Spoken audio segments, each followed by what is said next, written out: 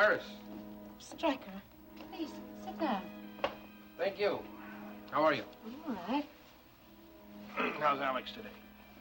He's doing much better. Been any improvement? I think so. Though, Dr. Douglas doesn't seem to agree. Why's that? Because medical science doesn't like to take into account that we are human beings and not machines. Progress can't always be measured by the rules they lay down. Has there been any movement from Alex? No. But I'm with him most of the day, and I sense there's been a change. What kind of change? But sometimes, sitting next to him, holding his hand, I feel almost as though he wants to communicate something to me. As if he's trying so hard to tell me something. Suppose that sounds silly. No, it doesn't at all. It's nothing tangible. Nothing you can see. But it's a feeling I have.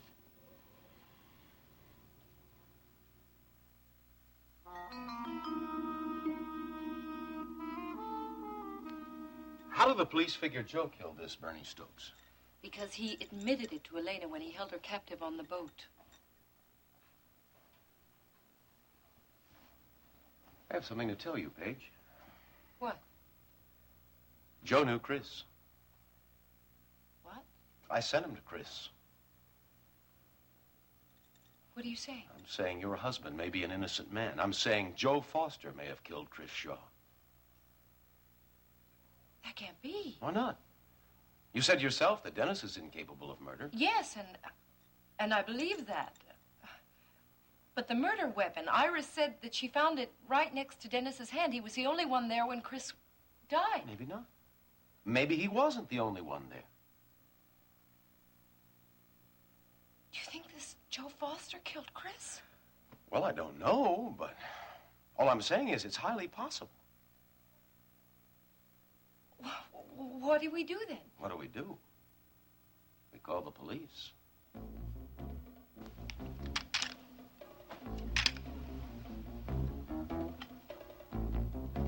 What in God's name are you doing, Barrett? I'm defending the honor of my home and family. No jury in the world will convict me for killing you, not after what you've done to me. You're not going to kill me, Barrett. Oh, yes, I am. Now back into your office, slowly. Move! Now!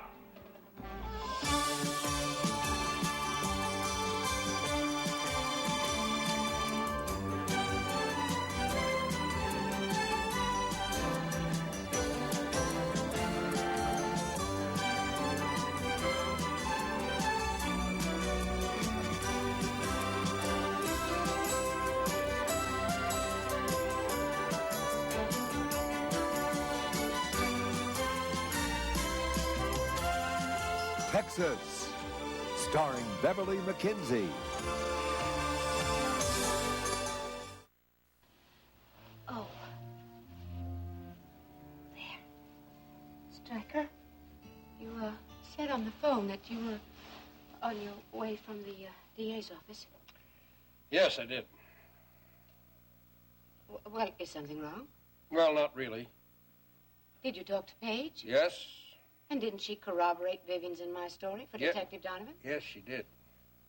And? Oh, I'm, afraid that, it's not enough. I mean, the district attorney still doesn't believe me? No, he believes you, but it's, not enough to, reduce the charges against Dennis. But, Stryker, you said that... I know what I said. I thought it would sway the DA, and I didn't make any promises. It was all for nothing. No, I wouldn't say that. We still have a valuable bit of evidence that may help us. Well, what do we do now, Stryker? We have to do something. Well, I'm afraid we can't do nothing but wait. Wait! Don't worry, Mrs. Wheeler. Everything's going to be all right. Oh, I used to think so. But now everything has gone wrong. No, it hasn't. My husband is paralyzed from a stroke. My son is in jail. He refuses to talk to me. Iris, the DA's decision's not final. There's still hope. See that, Mrs. Wheeler? But, from what I gather, the DA believes that Dennis went to Chris Shaw's place with the intention of murdering him. Of course, he could change his mind. But you don't think so? I'm here in the living room, honey. What's the matter? I looked upstairs for you and I couldn't find you. I thought maybe... I told you that I'd tell you any time that I was leaving. I know, but... Have I ever broken a promise to you? No. Okay, calm down. Where have you been? Across the street at John Love's. How's the motorbike running? Real smooth. And it's not noisy either. Are you hungry? No. Where's Aunt Vicky and Uncle Stryker? We should be home soon. John Love told me something. Oh, yeah? What did John Love tell you? He told me that his parents are divorced. Oh. He lives with his dad. That woman's his stepmother. Her name is Mrs. Allen. Don't call her that woman. I'm sorry. I didn't mean to be rude. What else did John Love tell you? Well, that's about it. Is he unhappy about the divorce? No. It happened 4 years ago, so he's used to it.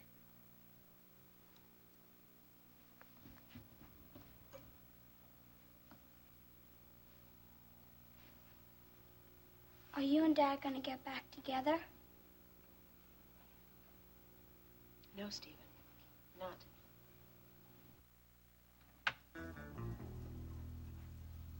Can't believe that nonsense about the unwritten law, Barrett. You kill me and you're going to spend the rest of your life in prison. No, I won't, Ryan. I won't even be arrested. You're talking about cold-blooded murder, No, Barrett. I'm talking about self-defense. The right to protect what's mine. You can't just waltz in and take my wife and son away from me. You can't commit adultery with my wife and not be punished for Ginny it. and I never committed adultery, Barrett. I was alive. I was alive in a prison camp halfway around the world, and I say you committed adultery. Barrett, you're The crazy! police will see it that way, too. As soon as I kill you, I'm going to the police and tell them what happened. I'll tell them how you tried to destroy my family, my life. And I had to defend myself. There's nothing else I could do. They'll understand that. And then Ginny and I can go back to the ranch. If you think Ginny's going back to you, Barrett, you really are crazy. She'll come back to me. And she'll stand by me the way a wife should. And if she doesn't, what then? What have you gained, Barrett? She will. I know you love Ginny, Barrett. But you just can't make her happy. She can't live with you anymore. That's why she left you. It's not because of me. Face it. Face the facts and get help for yourself. I'm not sick. You know you are. You're going through hell right now, one you're making for yourself. Now, don't do something that's going to force you into another kind of hell. I don't have to stand here and listen to this. No, you don't. But what's a couple of more minutes when you have the gun, right? You spent 5 years in a Cambodian hell. Now, if you kill me, you're going to spend the next 30 years of your life locked up in a small cell, surrounded by guards giving you orders. Shut up, Connor. It won't be like that. It's going to be worse. You survived in Cambodia because you always had the hope that you'd get out of there. That's what you lived for. That's what you held on to. Now, if you kill me, you're facing 30 years in hell without hope. See me dead worth that, Barrett? Before I go, Iris, Yes? I wanted to ask you about that meeting you set up with Paige Carrington. What about it? Well, I'm surprised you pull a stunt like that. It wasn't a stunt. It was a serious attempt to set my son's life in order. Don't you think it's best to leave something like that up to Dennis? The divorce was his idea. I'm his lawyer, and that was the first I'd heard about it. Well, nevertheless, it's what Dennis wants. Well, did Dennis tell you to set up that meeting? No, he Well, then didn't, don't but- you think that you should have stayed out of it? Now, I don't mean to come down hard on you at a time like this, but Dennis has enough troubles. I suppose I should have told you why I set up the meeting. Well, that's not the point. Granted, it put me in an awkward position, but lawyers are used to that. What concerns me is Paige and Dennis's marital problems. They should be left alone to work them out. I'm still his mother. Yes, and I can't tell you to stay out of their lives, but I can tell you to keep me out of it unless Dennis expressly asks. Do you understand that? Yes, I understand.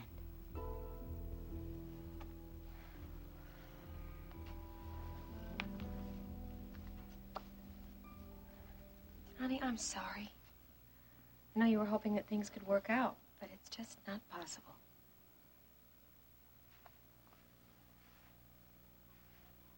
Dad said you didn't even try. Well, your father is having difficulty admitting that we even have problems. But we do. You've seen evidence of that yourself. All kids' parents fight. Even Rena and Max do. I'm not talking about just arguing or disagreeing. Your father and I just can't live with each other anymore. If we do, we'll lose all respect for each other, and I don't want that to happen.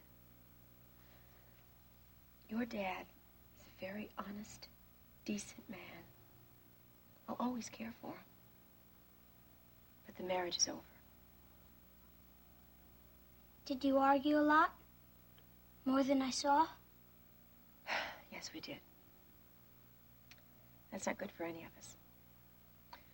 We're angry with each other all the time. We can't live our life like that. Is Dad sick? I think he is. He needs help.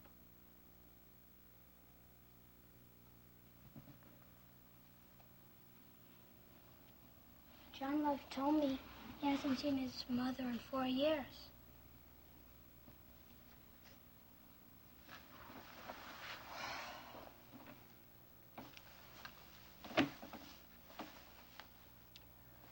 You can see your dad as much as you like. Can we live on the ranch? No, I can't live on the ranch. I have to be in town. The ranch is where your father lives. He grew up there. He belongs there. You can go out on weekends, though. It won't be the same. No, it won't be the same. Sometimes it'll be better. Other times it'll hurt. And I hope not for too long.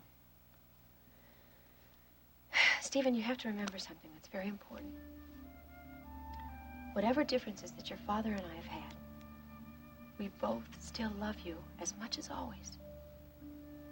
That'll never change. I promise.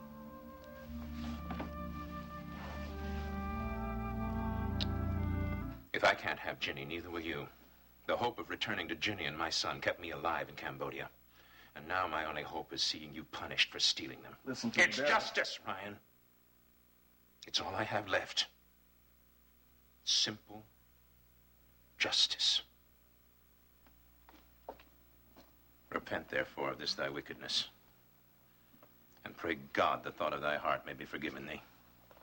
Ryan! Barrett! Ryan, open up!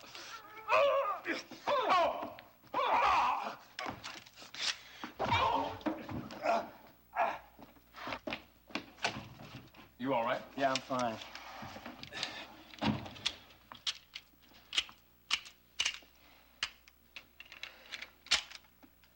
Get out of here, Barrett.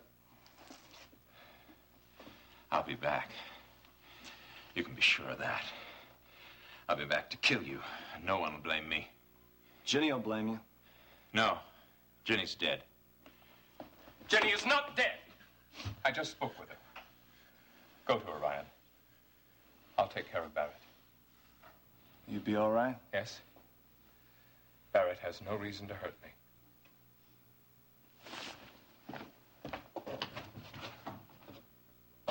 This is the second time you've betrayed me. First in the prison camp, and now here. No one has ever betrayed you, Barrett. This is a letter Roger Williams wrote before he died. I want you to read it.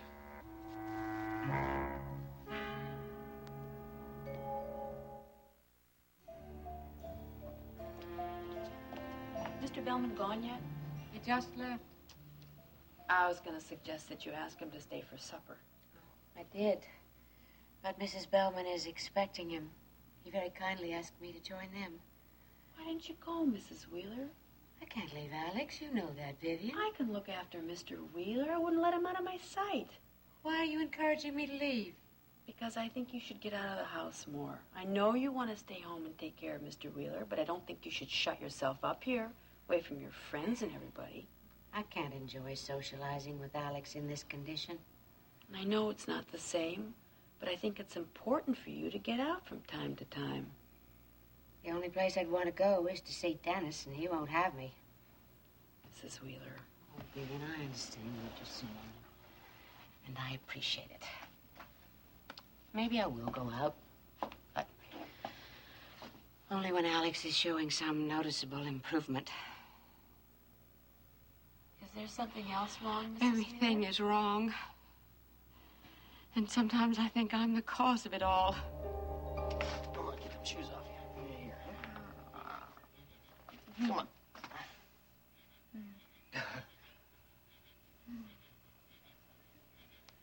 You're just peaceful, ain't it, huh? How'd everything go over at the coop this afternoon? Everything went fine. Hey, that reminds me. I got a surprise for you. What kind of surprise? What is it? This is the royalty statement from Elena's record. I brought it over from the trailer just to prove to you that that money came from where I said it did. Now, go on, open it up. Come on. You didn't have to do that. No, I didn't. But you sure didn't sound like that the other night when you and Elena were jumping all over me about it. Billy Joe, it's only for $5,000. Well, honey, what'd you expect? It's only the first one. But this ring must have cost around $10,000, and you gave another $1,000 to Elena and Jeb. Honey, don't worry about it. Now, I already explained to you about that ring. I got it on credit. Will you stop worrying? Well, that means you owe the jeweler another $6,000. That's an awful lot of money for us to be in debt for. But that money is just the first installment on Elena's royalties. Now, I told you. I'm telling you again. I'm not overspending, and everything's going to be fine. It's all under control. I'm sorry I'm keeping on like this. It's just that... What with the baby coming and everything and all the expenses, we're going to have to be putting out... Don't worry. Now, the baby's going to be taken care of real well. Now, that's something else I'm worried about. What? Well, I'm afraid the baby's going to be taken care of too well. Well, you bet. Billy Joe Jr. is going to be the best taken care of baby in this whole wide world. Yeah, what you really mean is you're going to spoil him rotten. No. He's just going to have all the things a kid should have. All the things you and I never did. Good school, nice clothes. Anyways, I'm glad we finally got this thing all cleared up. Because I got another surprise for you. Oh, what? Well, there's a chance that Elena's going to be cutting another record real soon. That's great. When? Well, I'm not sure, but I'm going to fly out to Nashville tomorrow and check it all out. Now, of course, that means I'm going to have to leave you for a couple of days. But I think it's a real important step for Elena's career.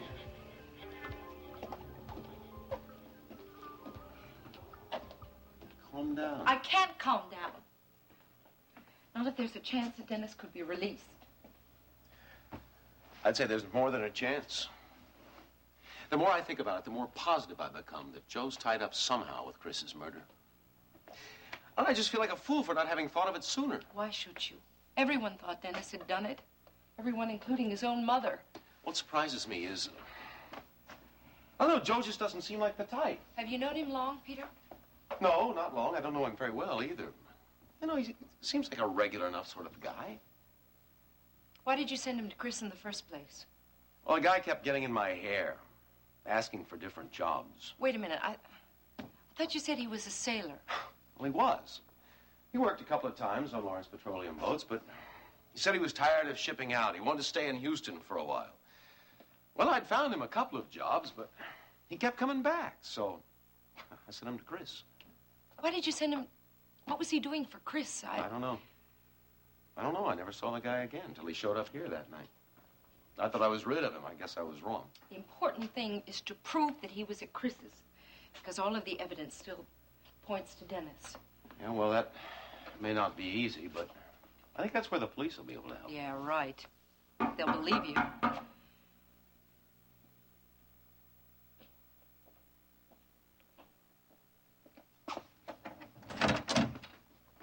Peter Parnell? That's right. I'm Detective Don. Good morning. It's my partner, Frank Mendez. Hello. Well, Mrs. Carrington. We seem to meet in the strangest places. Now then, Mr. Parnell, what's this about you knowing Joe Foster?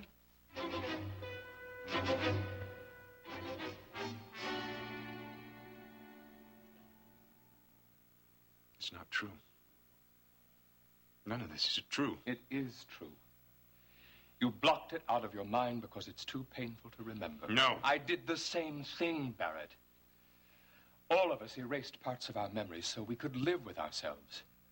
I never meant to disturb your memories, but I had no choice. You have to face them now, and you have to deal with them. I'm not a traitor. So, you have no idea where this Joe Foster is now? No, I don't. Look, there must be bars where sailors and people like that hang out. Detectives Mendez and I have already checked those places out. Yeah. Nobody seems to recognize him. Well, what about some sort of organization for sailors? Yeah, it's the Maritime Union. We checked there, too. Nothing. You know, I may be able to help you out there, Detective Donovan. How's that? Well, I feel fairly certain that this Joe's going to try and get in touch with me again. And what makes you think that? Well, the guy seems desperate for money. Oh, he's desperate, all right. He wouldn't risk showing his face back here in Houston after what we've got on him. Do you think there's a chance that this Joe Foster killed Chris Shaw? Look, Mrs. Carrington, with all due respect, your husband has already confessed to murdering Chris Shaw. That confession is worthless, Detective. The only reason he gave it was to save me. Are you saying he was lying? That he wasn't in Shaw's office that He was night? drunk. He had no idea what was going on. By the time Iris got there, he'd passed out. Unfortunately, we only have his word for that. Besides, the case is out of my hands anyway. It's up to the DA to decide. Wait a minute. This Joe Foster is a suspect now, isn't he? The case involving Foster is only concerned with the killing of Bernie Stokes. And that is all. But he could be involved in other things. Maybe. But right now, my job is to catch him. And with your help, Mr. Parnell, I think I can do it. I told Beth not to wake you. I wasn't sleeping. I was sitting with Steve. How is he? I told him I was divorcing Barrett. Does he understand? Part of him does. He realizes that Barrett is unstable and he's been very difficult to live with, but the other part of him thinks or keeps hoping by some magic that we'll work things out and get back together again. But he knows that's not possible, right? Yes. I reassured him that he will still have the same relationship with his father, and he seemed to accept that. But then when I just went upstairs to check on him, he fell to pieces. Well, maybe you ought to go see him again, huh? Sleeping now. I left the door open so I could hear him. Oh, Ryan. Can't help but feeling so guilty for his pain. Now, Ginny. I know I shouldn't. And I know that what I've decided to do is for the best. I wish I could do something to ease the pain for you. Your being here helps a lot. Maybe if I talk to Stryker and file for a divorce, everything will calm down. I'm not sure it will. Barrett came to see me this afternoon after he talked to you. Why? What did he want? Well, he wanted me to know that he wasn't going to let you go. Ryan, did he threaten you? He said a lot of things I'm sure he didn't mean. See, his world's falling apart faster than Steve's. Only Steve can cry about it. Barrett, he just lashes out at people. You, me, anyone. Max promised me that he'd talk to Barrett. I'm not sure that's going to be enough right now. What do you mean? I think we should ask Courtney to arrange to get Barrett to a hospital immediately. Roger Williams is not accusing you of being a traitor. He is. You broke under torture, Barrett. And betrayed my men? No. You gave 2 facts about the escape, which by themselves would have meant nothing to the guards. What you didn't know was that Roger Williams was also tortured, and he gave 2 other facts to the guards about the escape.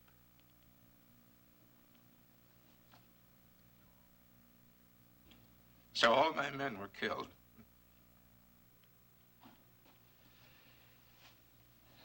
Every man has his breaking point, Barrett.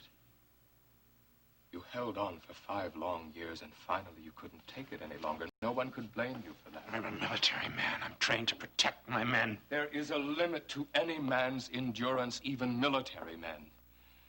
Roger broke the first month. Is that supposed to be a consolation? It's a fact. Accept it. And accept the fact that you're human. And weak.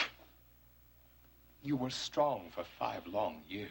And in one moment of weakness, as I gave up my men to certain death. You were barely conscious.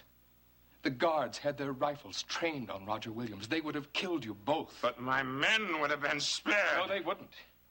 Every man in that camp would have been shot one by one. The escape just gave the guards a pretext to shoot everyone. They could have stopped the escape by telling they knew the plan, but they allowed it to happen, and they fired away. It's all there in the letter. Read it again.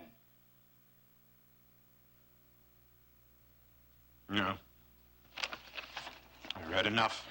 You have to face up to this, Barrett. You cannot hide from the truth any longer. Steve was so proud of me. He wanted to grow up like me and win a medal. He's still proud of you. How will he ever be able to face the fact his father's a traitor? But his father is not a traitor. He's just human. Yeah, well, that's the way it'll seem to him. When he learns the truth. He'll be hurt.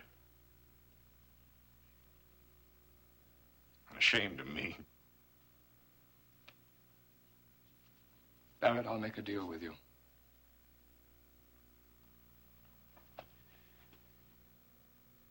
If you'll get the help we both know you need,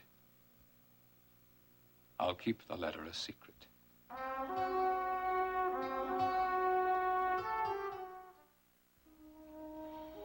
What did you mean when you said you think you're the cause of it all? Things would have been much better for Dennis if I had encouraged him to go to the police right away, the way he wanted. Instead, I made him look like a fugitive. But you weren't sure he murdered Mr. Shaw. That's just the point. I was sure. I was sure the moment I saw that paperweight in Dennis's hand. Mrs. Wheeler. I don't blame you for looking at me like that, but, Vivian, all I could think of was protecting my son. I thought somehow, some way, I could prevent anyone from finding out. But I was wrong. I've been wrong about so many things. Well, you were just trying to protect Dennis. There's nothing wrong with that. Oh, apparently there is. Alex thought so. Elliot thought so. My son refuses to see me anymore, and now Stryker. Is that what you and Mr. Bellman were talking about? Yes. Well, what did Mr. Bellman have to say to you? He was angry at me for something I did. What? I arranged a meeting between him and Paige to try and facilitate Dennis's divorce. Mrs. Wheeler. See? See? Even you think it's wrong. Dennis loves Mrs. Carrington. He loves what he thought Paige was. The real Paige was different, and I think Dennis sees that now. I don't know if what Mrs. Page did in the past changes the way Dennis feels about her. Of course it does. Oh, I don't know. Would you stop loving Mr. Wheeler if you found out some terrible secret about his past? Oh, Vivian, that is a foolish question. I think I'd still love Rudy. Rudy, Paige is the reason Dennis is in jail. Now that is an unquestionable fact. Her and her porno film and her dreadful friends. I just want to protect the people I love, and I will stop at nothing. If that's a crime, Vivian, I'm guilty. I'm guilty. Look, we know Barrett needs help, but so far he's refused to get it on his own. And you've tried to protect him by keeping his instability from the family. But believe me, Barrett's just not going to get any better on his own. Now that I'm filing for a divorce, I doubt that he'll listen to me. That's right, but someone has to force him to confront his problems. You know, Stryker said that he thought that maybe when I did leave Barrett, that he would come back to his senses. But all he's done is become more irrational. I'm afraid he's going to be more of a danger to himself and those around him. Oh, I don't know, maybe Elliot can help. Elliot was here looking for Barrett. Yeah, he came to the office and he was talking with Barrett when I left. Ryan, do you think Elliot can help Barrett? Maybe he's been through a similar experience. He had to cope with his problems that he got in Cambodia, too, right? Think we should call Courtney or wait to hear from Elliot? I think we should call Courtney. It isn't fair. Neither is it fair what you're doing to yourself now.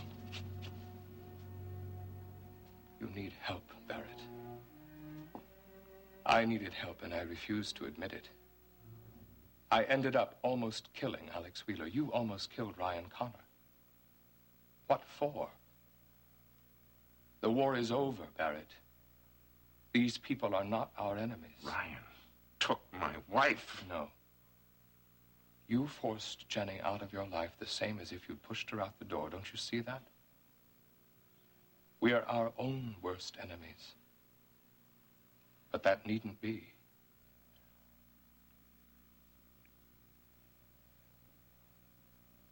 I owe you an apology for accusing you of being a traitor.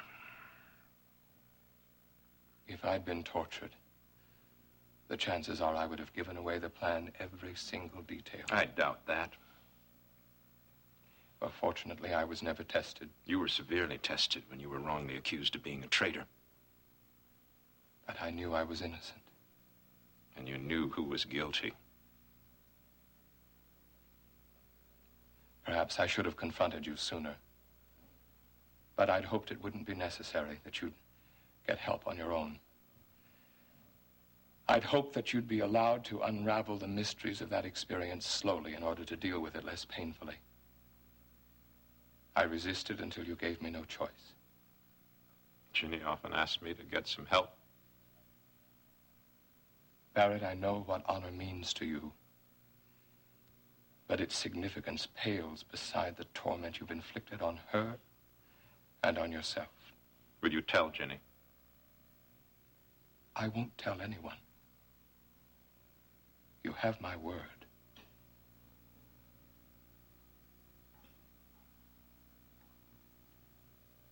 All right. I agree.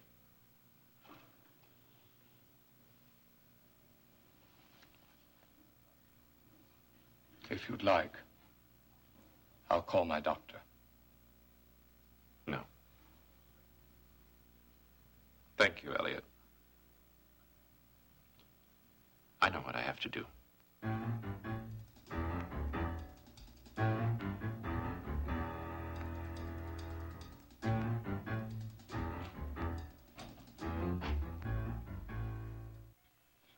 When'd you find that out, the possibility of Elena cutting another record? Well, I got a call from Jeter this afternoon. He's in Nashville cutting another record with Bill Tullis. Yeah? And so it seems that he was talking to some of them record people and mentioned Elena, and they told him to call me up, set an appointment. Hey! Did you tell Elena? No, I haven't. I wanted to wait and check with you first, because I want to make sure you're going to be all right if I'm going to leave you for a couple days. I'm really fine. Are you sure? Yeah, I'm sure. Besides, baby's not due for another 2 weeks. Well, I know that, but what if Billy Joe Jr. is a little premature? No, I had an appointment with Courtney just this afternoon. There's no sign that anything like that would happen. Besides, I feel fine. Okay, but I want to give you my number at the hotel in Nashville. If you feel even the slightest bit funny, you call me up, you hear? All right.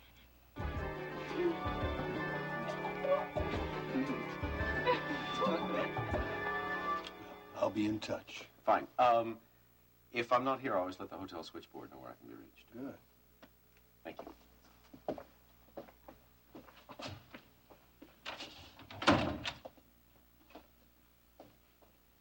Feeling better? No. Why? I thought you'd be glad that we had to sleep What if he outside. never comes back, Peter? What if we never see him again? Well, I'm sure the police have ways of tracking down people like that. You heard what they said. They've checked everywhere.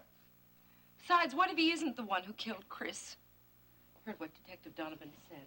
Look, don't worry. We'll cross that bridge when we find him.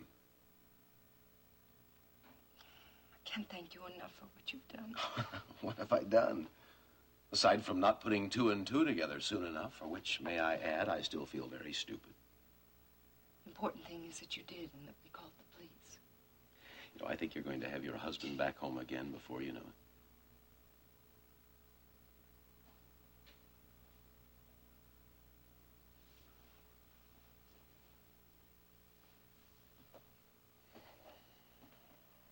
Yeah, and what then? Then you live happily ever after. It's like in the books. You must not read the same books. The books I've read, the women who've done what I've done always end up losing everything. I don't think making a pornographic film is such a terrible thing.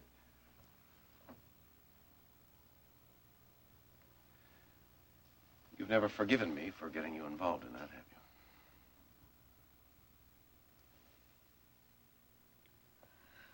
Both made mistakes. Mine seemed to have cost me a little more, that's all. I'm going to make it up to you, Paige. You'll see. Now, how about that dinner we were talking about? No, suddenly I'm not very hungry. Fine. We'll wait till later. No, really. Sorry, Peter. Maybe some other time.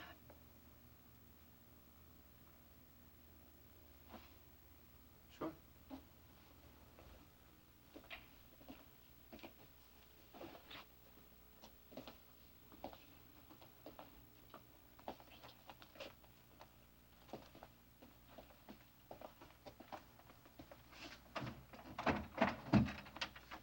You'll call me the minute that you hear from Joe Foster again, won't you?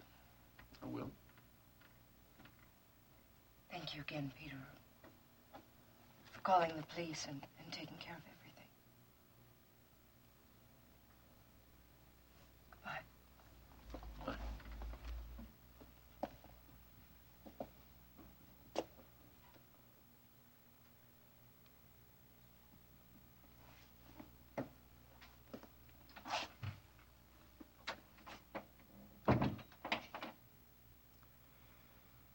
You're right, Paige. I am taking care of everything.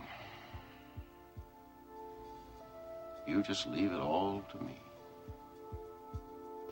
Ready for dinner? No, I have no appetite. We have to eat, Mrs. Wheeler. Oh, later. Right now, I just want to be alone with Alex. All right. But I'm going to keep everything warm just in case you change your mind.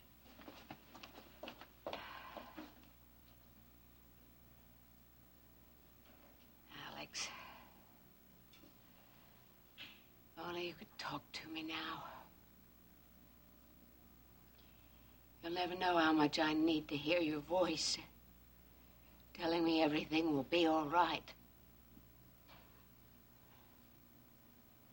Alex, listen to me.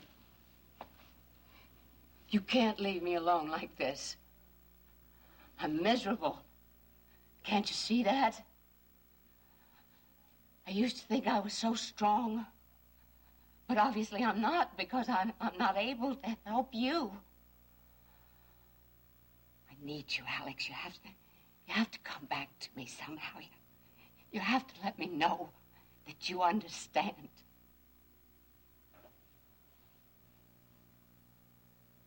Alex. It can't be. Alex, if you understand me, if you can hear me, please let me know. Oh, Vivian! Vivian! Come quickly! What happened? Oh, it's Alex. What's wrong with him? Nothing's wrong. Nothing's wrong at all. Oh, Alex. From now on, everything's gonna be all right. Oh,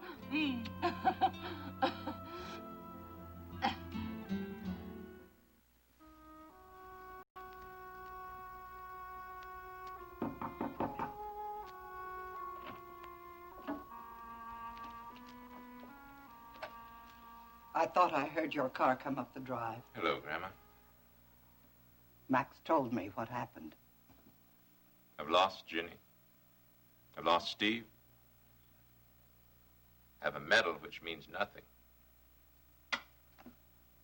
I may as well have died in that prison camp. You're wrong. No.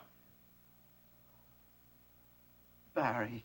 Grandma, if you don't mind, I'd like to be alone for a minute now.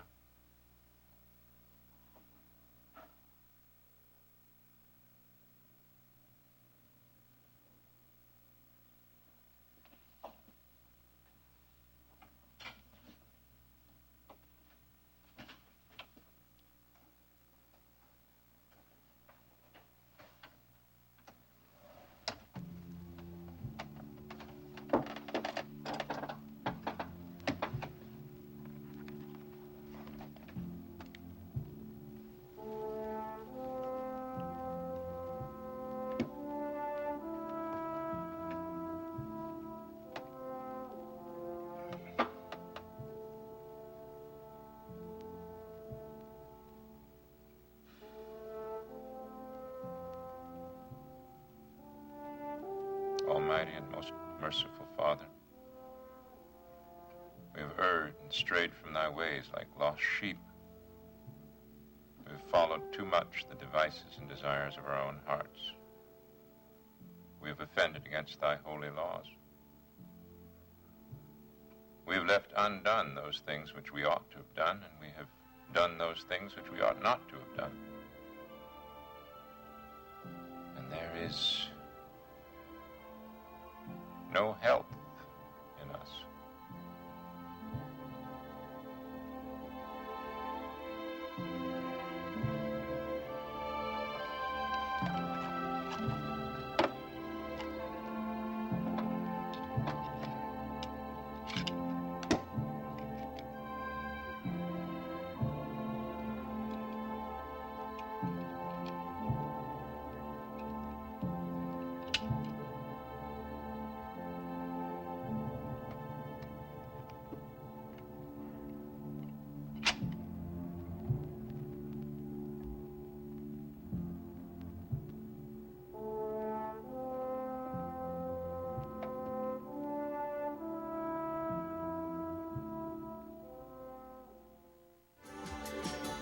Join us each weekday at this time for the continuing story of Texas.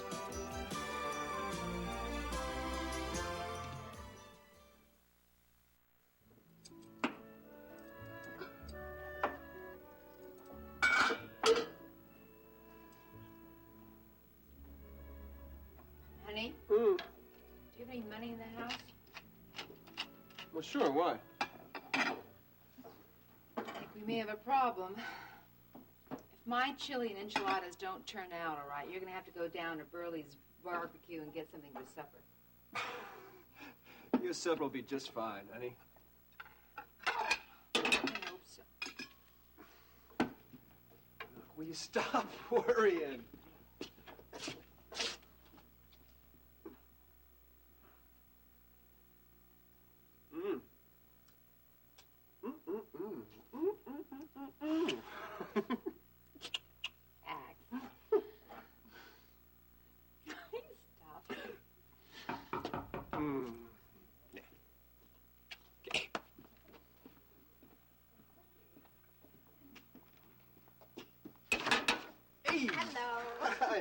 Hey, Jib. Hey, Max, how you Hello, doing? Max. Well, my.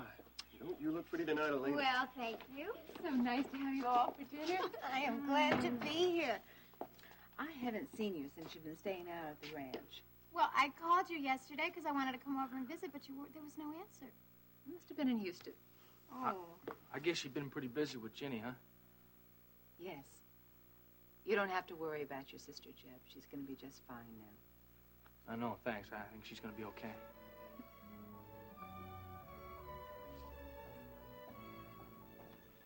Is Steve all right? Sleeping. I'll get it.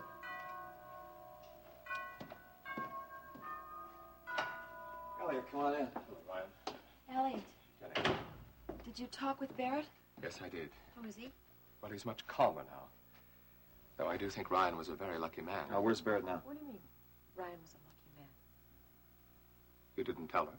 No, it wasn't necessary. Ryan, I think it's necessary that Jenny know the state Barrett was in when he came to your office. What are you talking about? Ryan? Barrett threatened to kill me this afternoon. He had a gun with him. Why didn't you tell me? It's all right, Jenny. It's over now. I'm okay. Barrett's gone mad. Barrett confronted some truths this afternoon, Jenny. For the first time in a long time, he seems to be willing to face reality. Suppose he can't deal with it. Well, I think he can. If we say that we have no sin, we deceive ourselves, and the truth is not in us. But if we confess our sins, God is faithful and just to forgive us our sins and to cleanse us from all unrighteousness.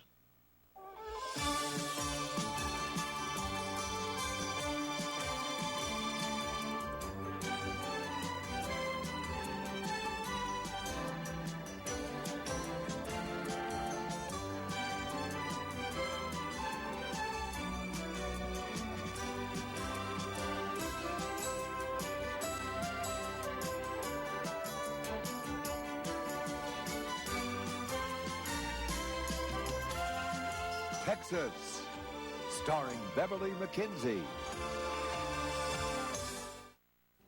I hear that song of yours all the time on the radio. It's great. Thank you.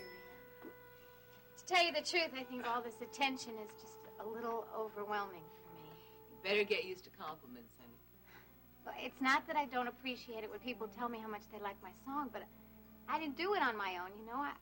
I think my manager, Billy Joe Wright, deserves a lot of the credit. Hey, I think old Jeb here's due a piece of the credit, too. No. Oh, heck, I didn't do nothing. Look, No, you're right. if it wasn't Billy for Joe. Jeb writing me such a beautiful song in the first place, I never would have had a hit record.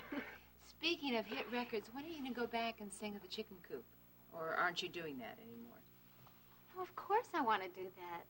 Rena, I got my start at the Coop. I love singing there. No more trips to New York? Whew. Well, according to Billy Joe, I'm going to be going to a lot more places than just New York. He has this idea that I'm going to tour the country and do a lot of one-night stands. Well, now, Billy Joe has kept most of his promises. I'm sure he's going to come through with this one, too. I just hope he manages to stay out of trouble, that's all. Supper's almost ready. I think I'll go help Rena. Hey, Max, did you see Barrett tonight? No, not tonight. He went into town this afternoon. He went to see Ginny. Was she alone? Yes. Ginny insisted she could handle Barrett. She told him she wanted a divorce. What do you say? How do you take it? I don't know. I'm pretty sure that he's devastated. Well, look, she's doing the right thing. She's taking the first step in the right direction. Unless Barrett does something crazy and changes her mind. Barrett felt he was justified in killing me. But why? Because he felt that I'd taken his wife and child away from him. He even believed that no one would find fault with his protecting his family. He didn't even think he'd be arrested. Is that the unwritten law that he was talking about? That's right. Oh, God. And I think Barrett realizes now that killing Ryan won't solve anything. Are you sure about that, Elliot? I'm fairly certain that he'll accept the divorce now. What did you and Barrett talk about in Ryan's office? About accepting defeat, starting over. Poor Barrett. If I'd only been honest with him from the beginning when he came home from Cambodia, none of this would have ever happened. Jenny, you mustn't blame yourself. You can't spend the rest of your life feeling guilty about something over which you had no control. But I failed. No, you didn't fail Barrett. He failed himself. But he's admitted that now, and I think that's the first step toward recovery. It was for me. There's so much about him now that I don't understand. Well, there's a great deal he doesn't understand about himself, Jenny. But he's willing to face that now and deal with it. Because I may be wrong. Suppose you are. Well, then he'll be in torment for the rest of his life.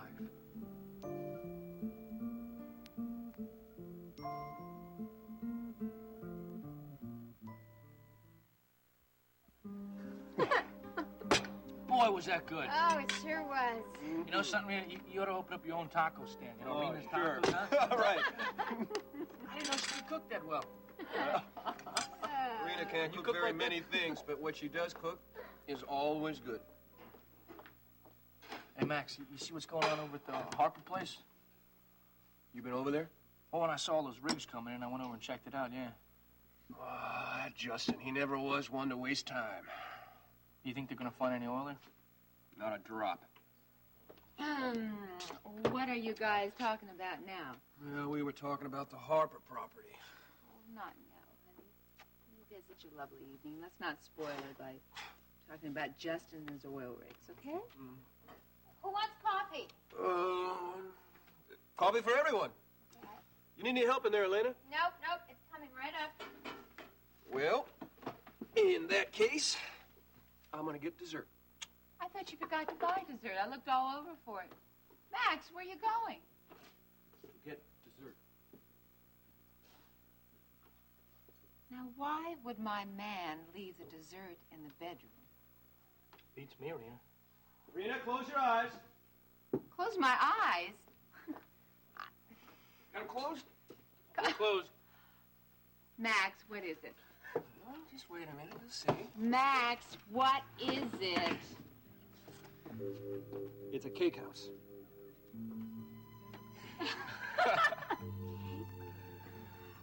Or a house cake. We got 4 bedrooms, 2.5 baths, and the biggest patio in all of Texas. I called the architect this afternoon. I said, what kind of plans you got? He said, when you want to discuss plans, you just come on right into town. Just call first. Happy Wednesday, Rena Decker. Oh. Great.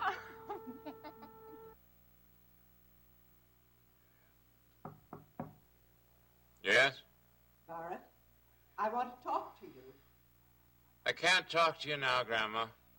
I know you're troubled, Barrett. I want to help you. I'm fine. You don't need to worry about me.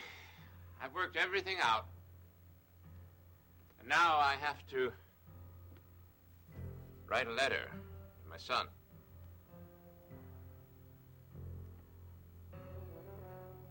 We have a call into court.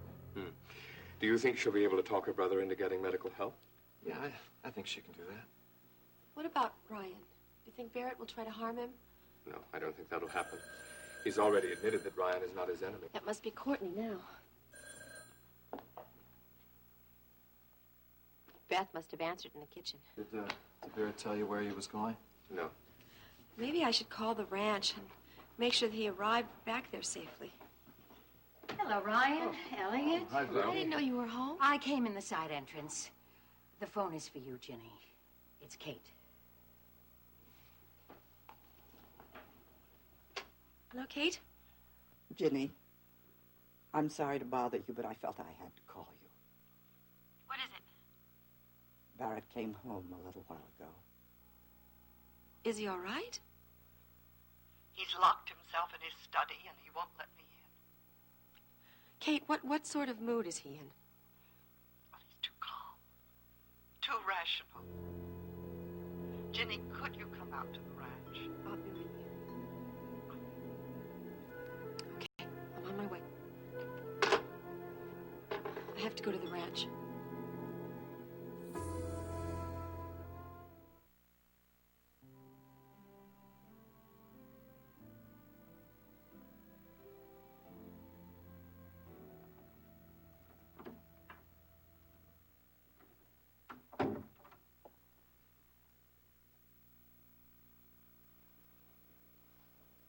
Honey, wake up. Stephen? Mom, It's all right. It's all right. is it morning yet? No, you've only been asleep a couple of hours. How do you feel? My head hurts. Well, I'll bring in aspirin. Steve, before you go back to sleep, you can go in a minute. I want to talk to you. I'm going out to the ranch to see your dad. I'll go with you. Not this time, sweetheart. Why not? Because your dad and I have some very serious talking to do. Are you and Dad gonna get back together?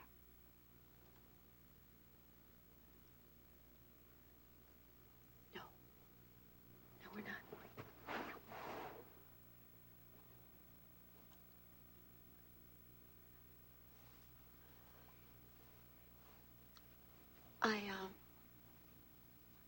I won't be gone long, just a couple of hours. Aunt Vicky's downstairs and Uncle Stryker will be home soon. Now, if you want to sleep for a while, I'll have Aunt Vicky wake you up for supper. Okay? Okay, Mom. Also, if you don't feel any better when you wake up, you tell Aunt Vicky. Oh, Mom? Yes? I left Dad's medal at home in the study. Can I still have it? Yes. I'll bring it.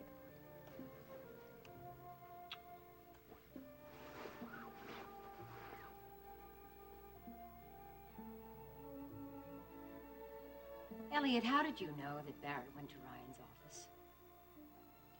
I guessed. I gather from the state everyone's in, Barrett threatened Ryan.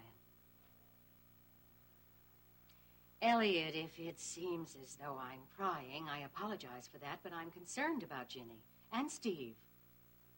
They're living in my home, and I have a certain responsibility to them. I had a long talk with Barrett. He promised me that he would leave Ryan alone and not interfere in Jenny's life anymore. Why would Barrett make a promise like that to you? Did the letter from Roger Williams have anything to do with Barrett's new attitude? I'm sorry, that was unfair. No, it isn't unfair. I did tell you about the letter. And you did tell me that you wanted to keep that letter secret because you didn't want anyone hurt by the information that was in it. Barrett was not a traitor, Vicky. I can assure you of that. That's all I wanted to hear. You and Barrett and I are the only ones who know about that letter. I want to keep it that way. Would anyone like to have more coffee or cake? Uh-uh. Ugh, I can't eat another bite. Let me wrap some up so you can take it home. Okay. Max, I am so proud of you. I bet that is the biggest surprise that Rena has ever had in her life. Well, now when you come home from your world tours, you'll have a place to stay with your family. That would make me very happy, Max. You know, Rena and I are planning to drive into Houston one night to hear you sing. Wait a minute. You don't tell me what night you're coming. I'll be a nervous wreck. Okay. We'll surprise you. All right. I gotta feed the horses. We gotta get back. Let's do this again soon. I had such a good time. We did too. Thank you. You're welcome. Thanks a lot. Listen, thank you for sharing the surprise about the house. Bye-bye. Bye. Thank you. You take care. You too. Good night. Good night.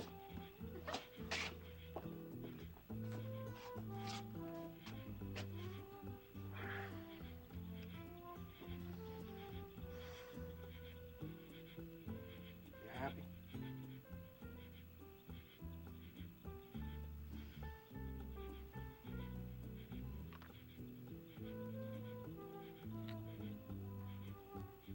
I love you, Max.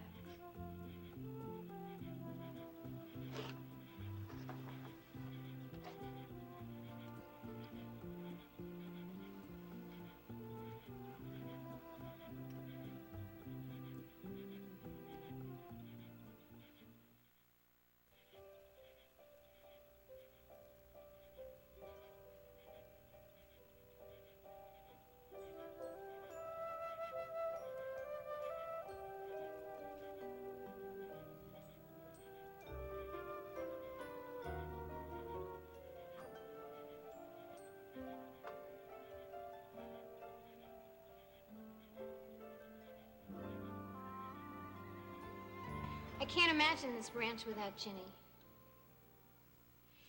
Do you really think that it's over for Ginny and Barrett? Yes, it is, Elena. I know that you think it's for the best, but I can't imagine this place without Steve romping around with the animals and Songbird. Who's going to ride Songbird if Ginny's not here? She'll be all right.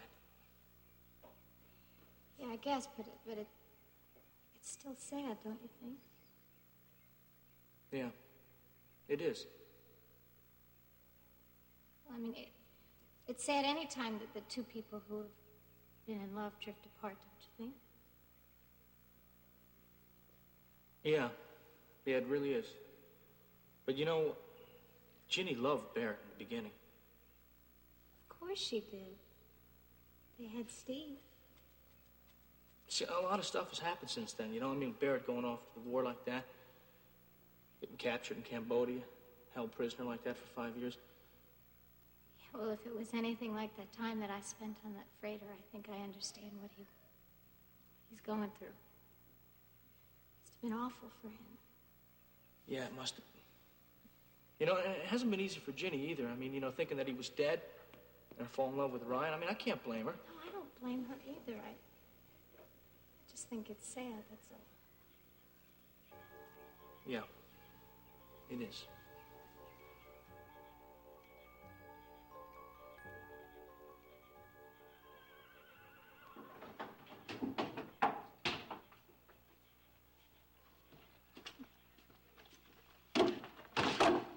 How is Songbird? All right. She was limping earlier today, but she's going to be all right. Do you come and check on the horses every night? Yes, ma'am. Just about.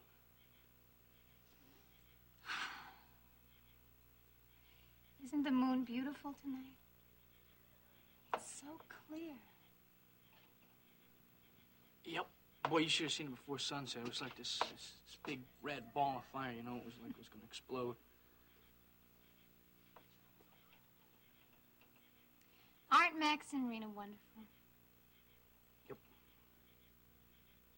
They seem like they don't have a care in the world. Well, I think Rena's had kind of a tough time adjusting here on the ranch. Yeah? Mm-hmm. Yeah, well, you know, we're doing all right. Well, she seems to be doing all right now. How are you doing? I am doing just fine.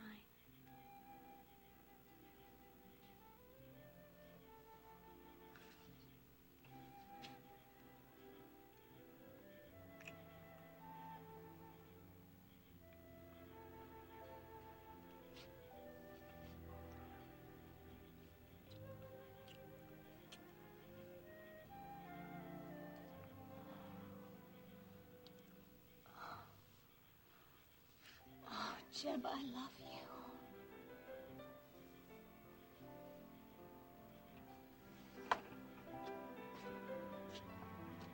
What's wrong? Nothing. Something is wrong.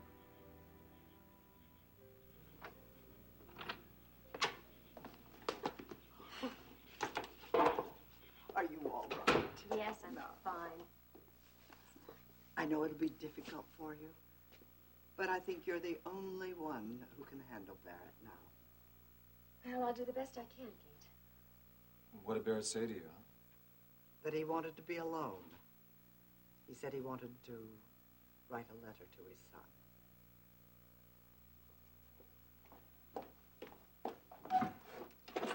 Which one is the key to the study?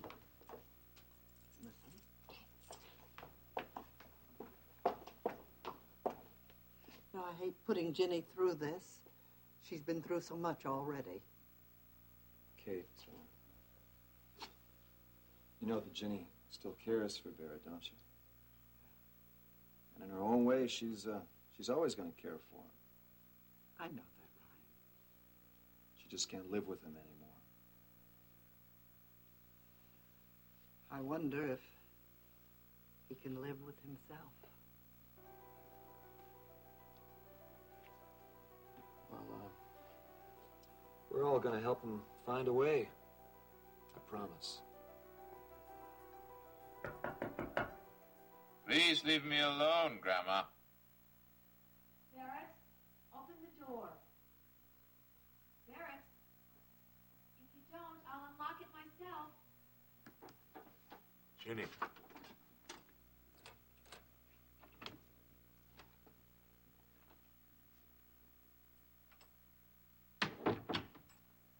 Ginny. What are you doing here? Why have you come back? Kate called me. She said you wouldn't talk to her.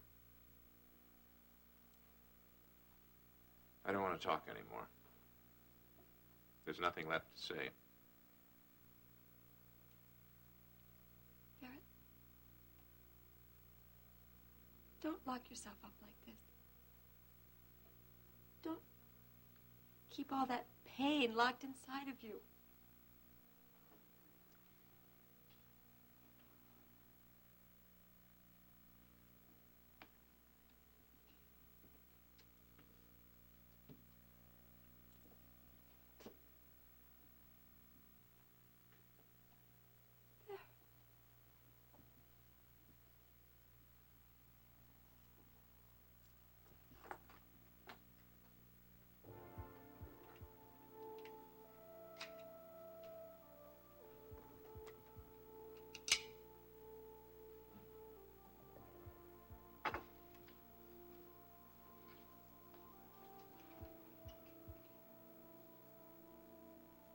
I have more bullets, Ginny.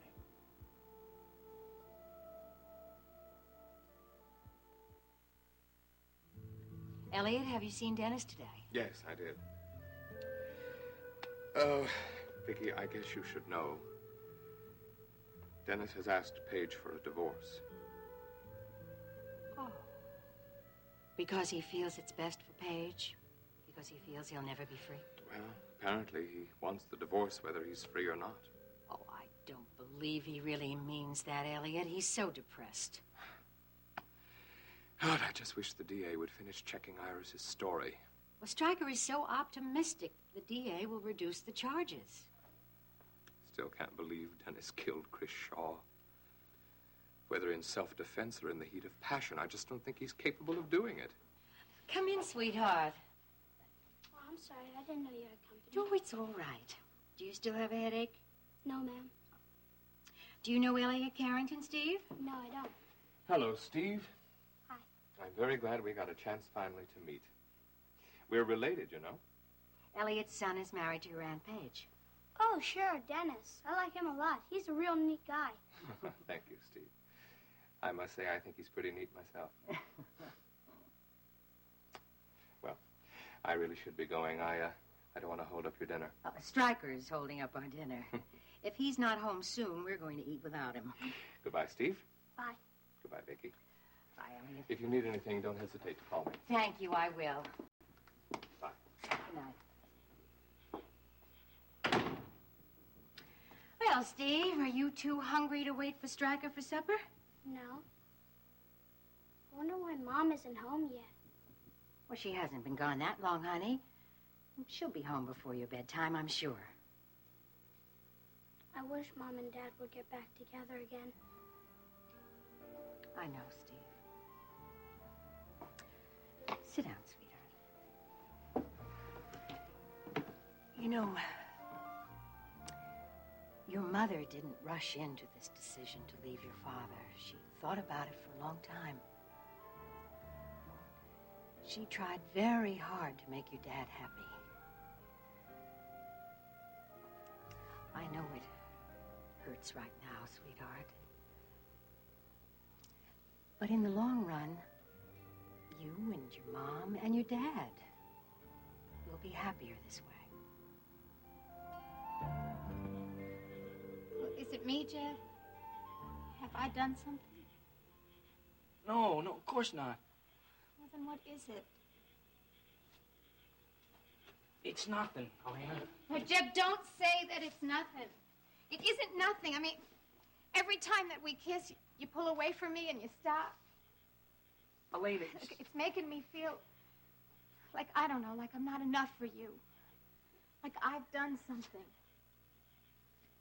no, hey, come on. No, I don't want you to feel that. You haven't done anything. No, it's not that. It's not wrong. Jeb, please. Please tell me what it is that's bothering you. Nothing's bothering me. It's Jeff, nothing. don't say that. Look at me, Jeff.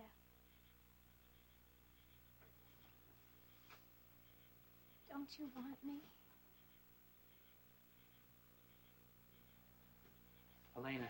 Talk to me, Jeb. Tell me what it is. It's not right, Elena, okay? You see, it's just not right. Don't say that, Jeff. No, it isn't.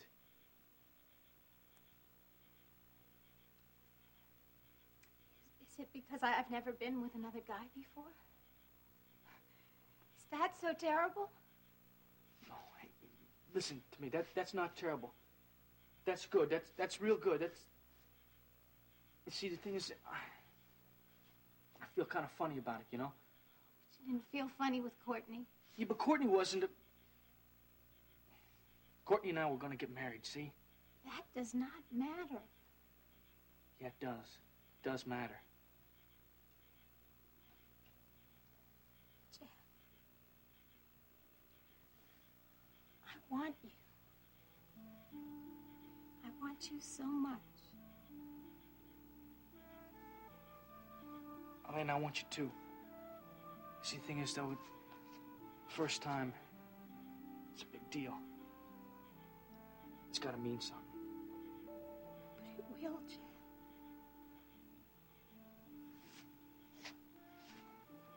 I want you to be sure. And I want to be sure. I won't let you do this to yourself, Barrett. What difference does it make? I'm already dead. That's not true.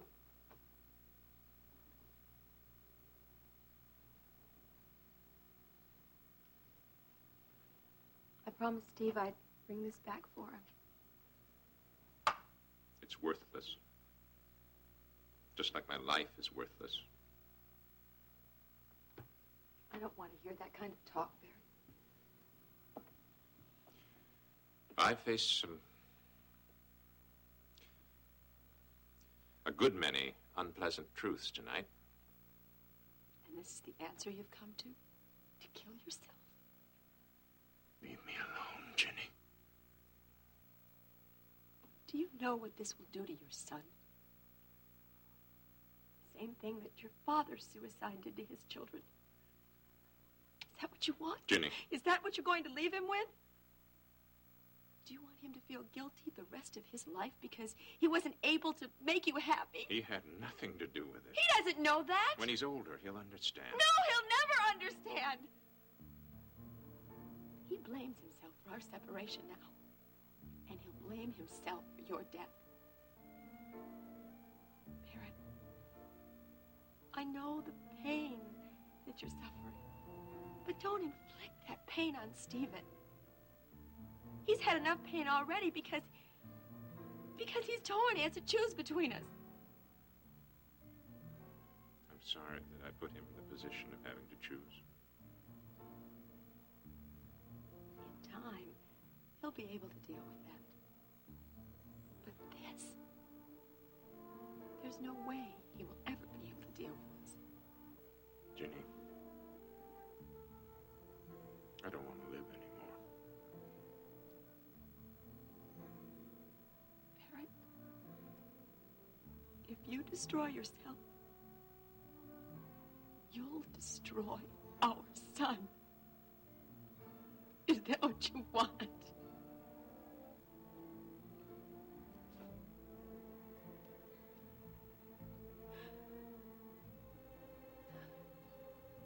No.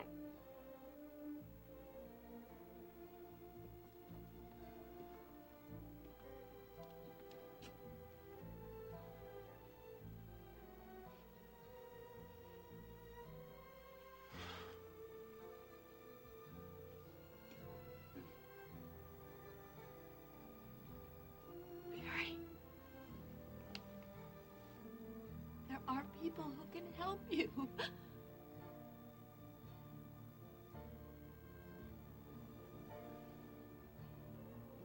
I know.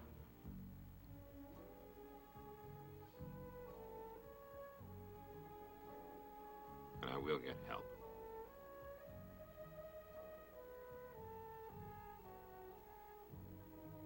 us.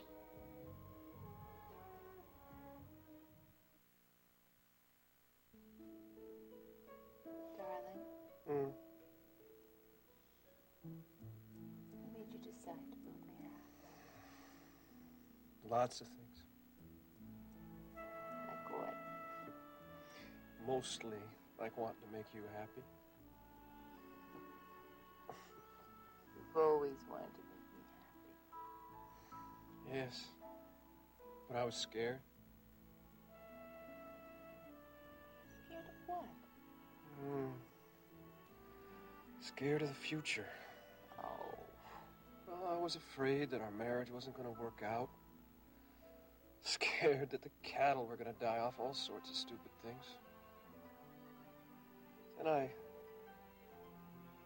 thought of Ginny and Barrett, and I decided that it was stupid to wait until everything was safe and secure.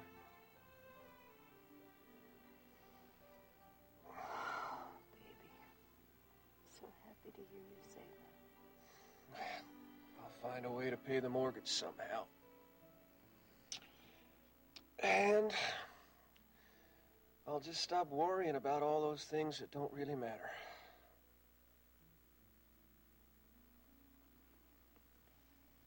Your happiness is the only thing that matters to me.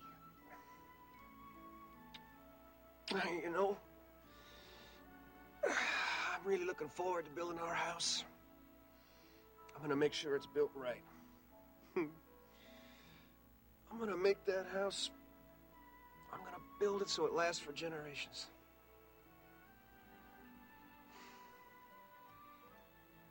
Honey, Hmm. if we don't have any children, it won't matter if the house lasts for generations or not. So,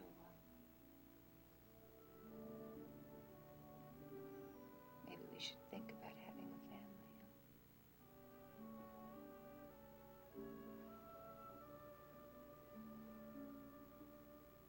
A family.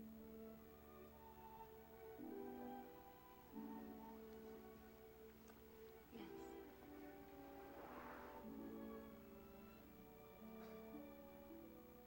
But you never wanted to talk about that before.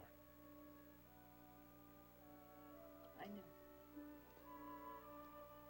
I wasn't ready before. But I've been thinking about it for a long time.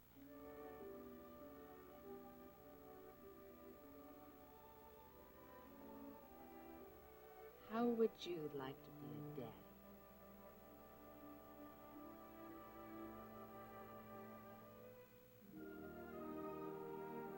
Stryker, honey, I didn't hear you come in. Hi, honey. My, you do look lovely. Well, thank you. I hope you haven't had dinner yet. No, we waited for you. Thank you. Howdy, cowboy. How you doing? Okay. I hear John Love got a new motorbike today. Yeah. You ride it? Mm-hmm. You like it? Yeah, it's a lot of fun. Well, maybe we'll get you one, huh? Stryker. Well, I'll talk to your mother first. Where is Ginny? She went out to the ranch to talk to Barrett. Mom says they might not get back together again. That makes you feel pretty bad, huh? You feel like it's your fault? Yeah. Well, it is not, and I want you to understand that. You have nothing to do with it. Your mother and father both love you very much. But I don't want them to get a divorce. Well, divorce is never a very pleasant thing, Steve, but sometimes the only solution to the problems that mothers and fathers have. How happy would you be if they're arguing all the time, not talking to each other and snapping at you whenever they were angry at themselves? That already happened. Well, how'd you feel about it? I didn't like it. It scared me. Well, what do you say that we give it a chance, huh? Give your mother and father a chance to become friends again. Then everybody can become happy, huh? We talked calmly and rationally, and Barrett promised that he would get help. He's going to call Courtney in the morning and check into Gulf Coast Hospital. Well, I think you should check in tonight. I think he might want a last night on the ranch. I think he's entitled to that. I don't want want to stay away too long. I don't want to leave Steve alone any longer. Okay. Did you tell Barrett goodbye? No, I already told Barrett goodbye. He's upstairs resting. But I want to go back and get his Distinguished Service Medal. I promised Steve I'd bring it back to him.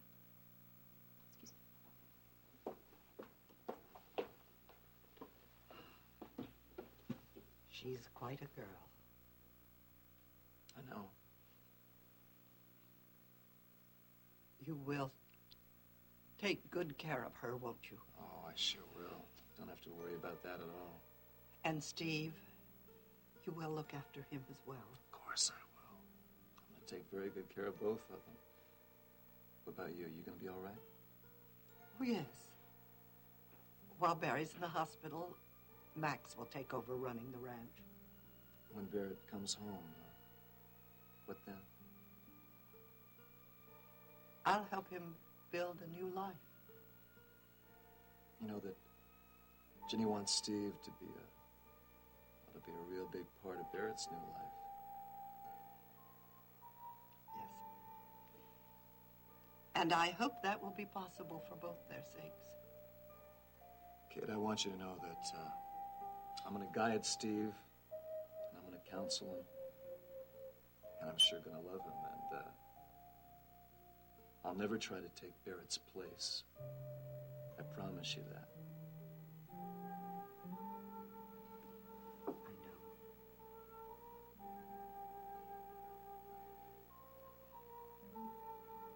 How long do you think Barrett will be in the hospital?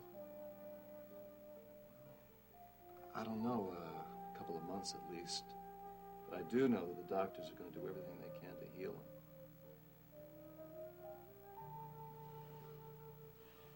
And the Lord will do the rest.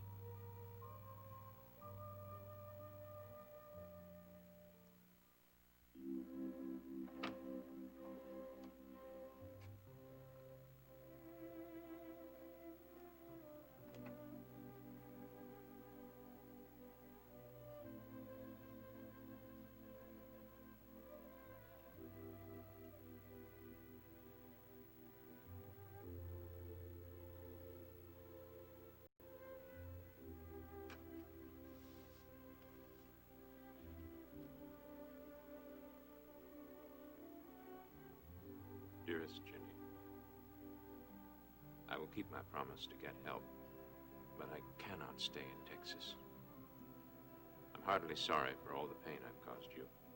I pray God will give us patience under our sufferings and a happy issue out of all our afflictions.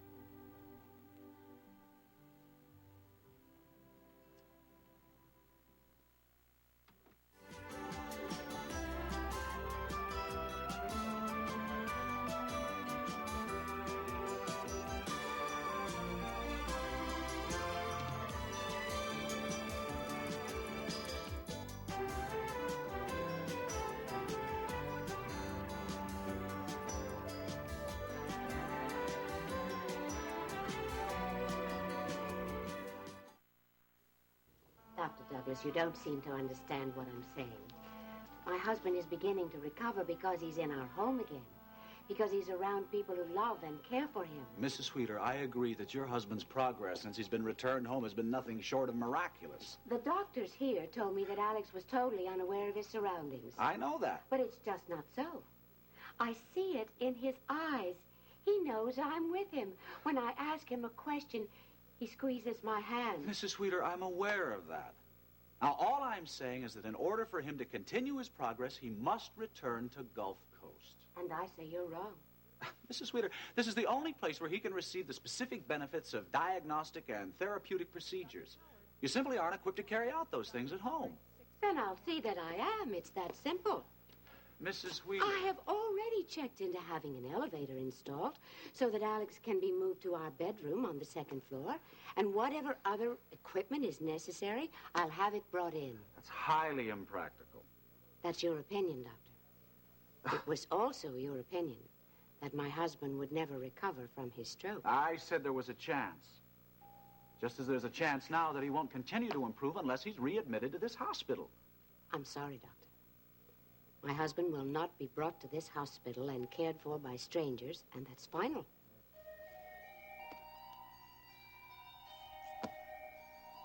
Yeah, then I'll hold you for a day or so till I get back, huh?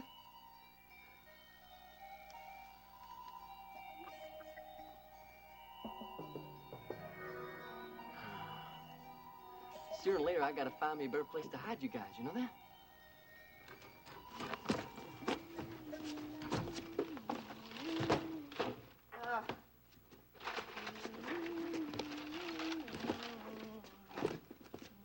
Hey, how you doing, hon? Did you find out, what... Did you get it? I sure did. Well, good. I still don't understand why you had to have this one special kind of sausage all of a sudden. Oh, honey, you know, it's something new. I saw it on TV the other day, and I thought to myself, let's give that a try instead of the same old stuff, you know? It's supposed to taste real good. Mm-hmm. I thought I was the one that was supposed to be having cravings now.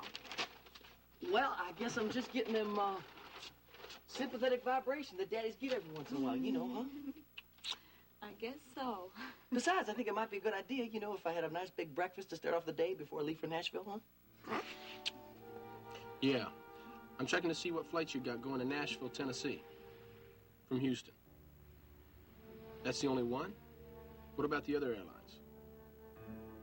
And that's the only flight going to Nashville. I see. What time's the leave this morning? Is it scheduled to leave on time? Good. No, I don't need a reservation. I'm just checking for a friend. Right. Thank you.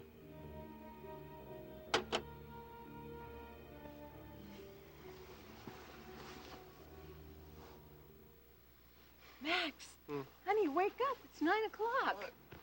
Wake up, honey. It's 9 o'clock. You've already missed 3 hours of work. Oh, it's my day off. Oh. I just want to spend it right here in bed with you.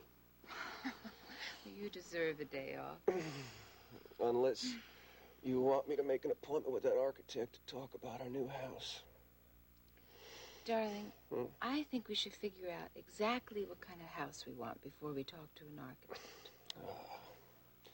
You had some plans made up a couple of months ago, didn't you? Mm-hmm. But you didn't like them. I tell you what we're going to do. We're going to make up our own plans. Oh, honey. Whatever you want is fine with me. I just want to make you happy. I've never been happier in my life, Max.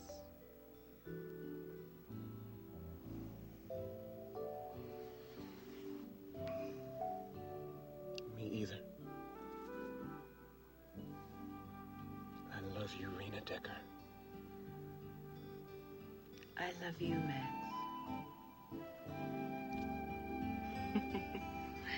Max Decker.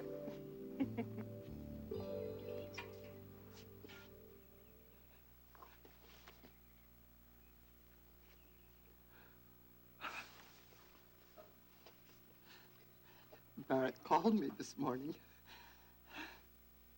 He's on his way to Colorado. A doctor that he knew in the Army is practicing out there. Well, that is good news. Oh, Jenny, I think it will be the best thing for him. I was just reading his letter to me. And suddenly I felt so alone.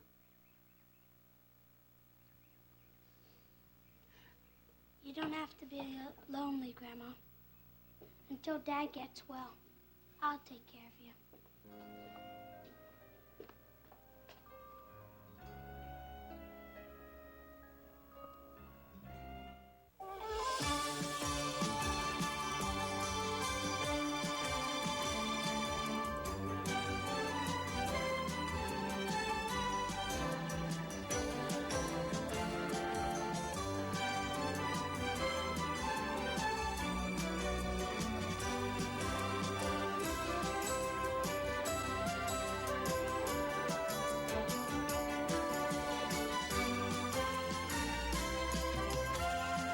Texas, starring Beverly McKinsey.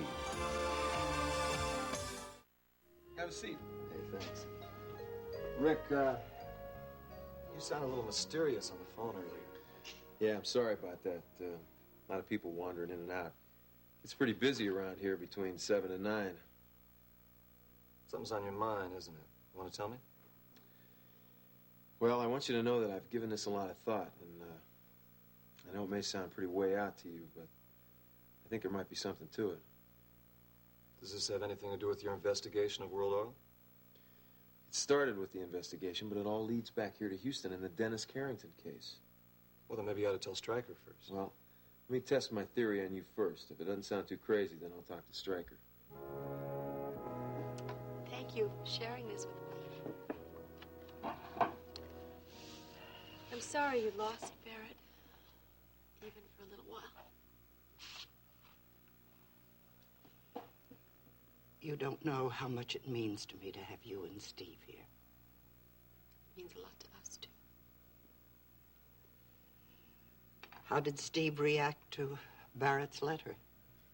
I don't think he's read it yet. No? When I woke him up this morning, the letter was sitting on his dresser unopened. Maybe he's afraid to read it.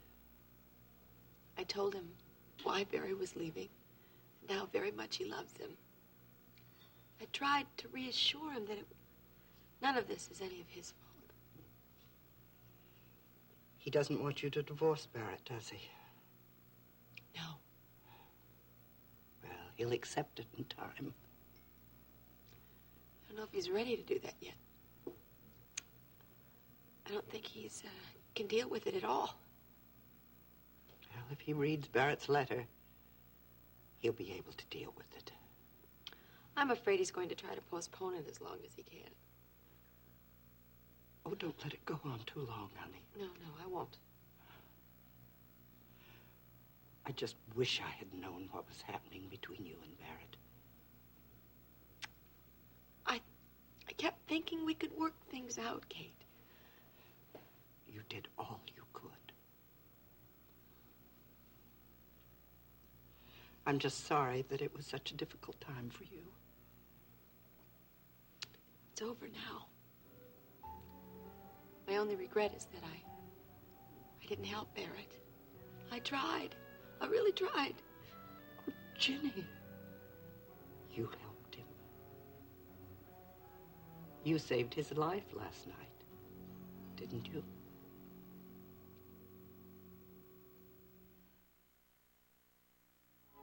Nita? Are you sure you're gonna be all right while I'm gone, even though it's just for a day, huh? I'm gonna be fine. Well, I talked to Elena, and she's gonna keep an eye on you. Elena is out at the ranch now. You shouldn't be bothering her with taking care of me. I know that, but she don't mind. And like I said before, now you got my number at the hotel in Nashville. Yeah. If you start to feel even a little bit strange or funny, you give me a call, all right? And I'll be on the next flight out. The baby's still not due for another 2 weeks. Besides, first babies are usually late. Well, just the same, I told Elena to call you every hour or so. Now, there's a long-distance phone call from the ranch. That's going to cost a fortune. I know that, but I'm not going to leave you any other way, even if it's just for one day.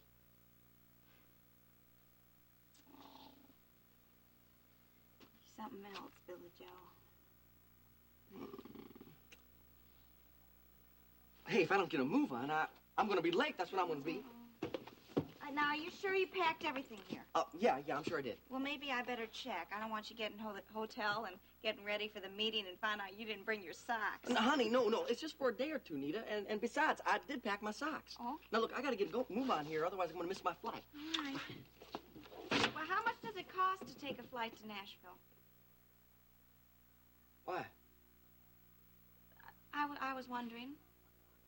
Honey, will you quit worrying about money? Now, I got to go. Wait a minute. I almost forgot. I'm going to have a little surprise waiting for you when you get back. Well, boy, you're just filled with surprises, ain't you? Now, what kind of surprise is it? Well, it's just a surprise. It's something for you to look forward to when you get back home. I don't need nobody to look forward to but you, darling. Now, don't you worry about that money either. We're going to have plenty. Like I showed you that statement yesterday, that's just the start. Bye. All right.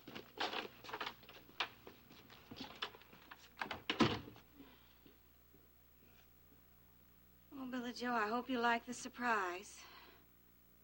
Of course, he knows we need a new mattress. Well, there's nothing you can do about it now, Nita. Delivery men are on their way. I'll arrange to have a therapist speak to you and tell you exactly what equipment you need to have installed in your home. Thank you. Dr. Douglas, you do realize, of course, that I still want you on Alex's case. That's up to you. I'd appreciate it very much if you'd continue to visit him regularly at the house. Of course. However, if you're terribly unhappy with this arrangement, I could speak with the head of the hospital about having someone else assigned to Alex's case, but I wouldn't want to lose you, Dr. Douglas. I'm told you're one of the finest young neurologists around.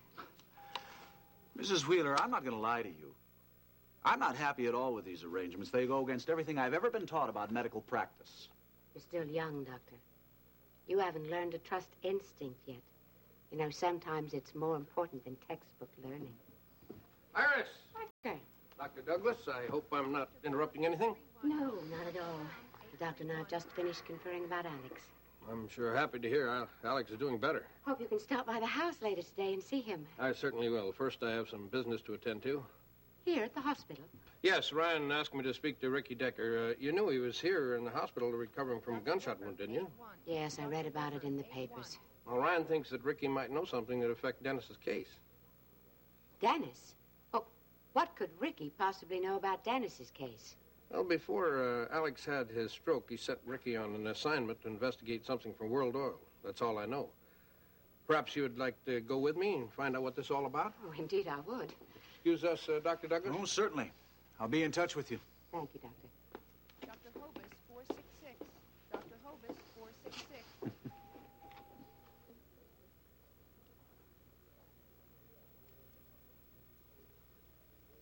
Dr. Douglas? Yes. If you've got a minute, I'd like to talk to you about Alex Wheeler.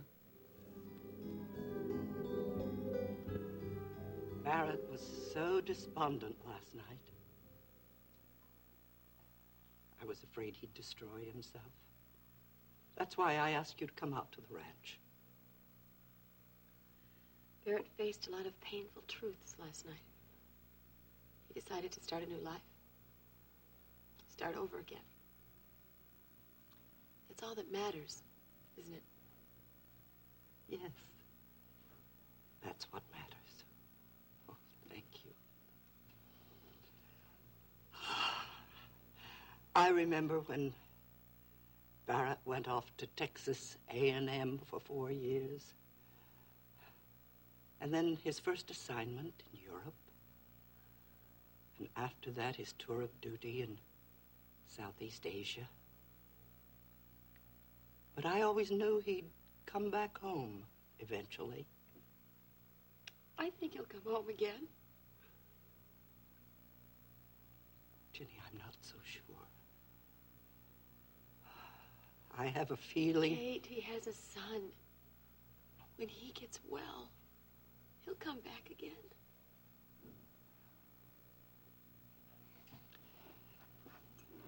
Maybe you're right.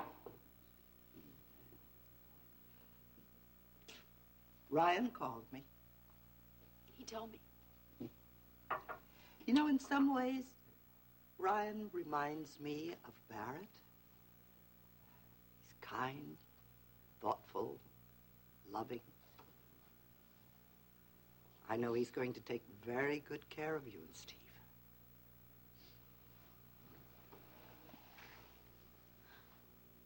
I didn't leave Barrett for Ryan. Oh, I know that, Jimmy. But I know, too, that you love him. I'm happy for that. Are you sure? Ginny, I love you just as much as if you were my own granddaughter. Nothing can change that.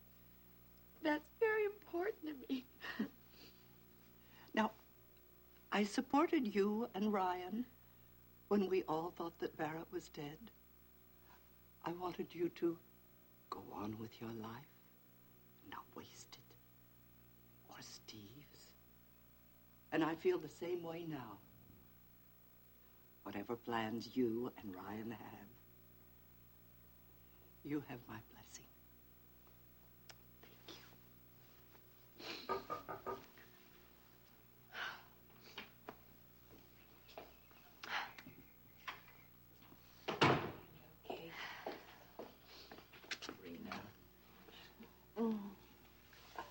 Jimmy,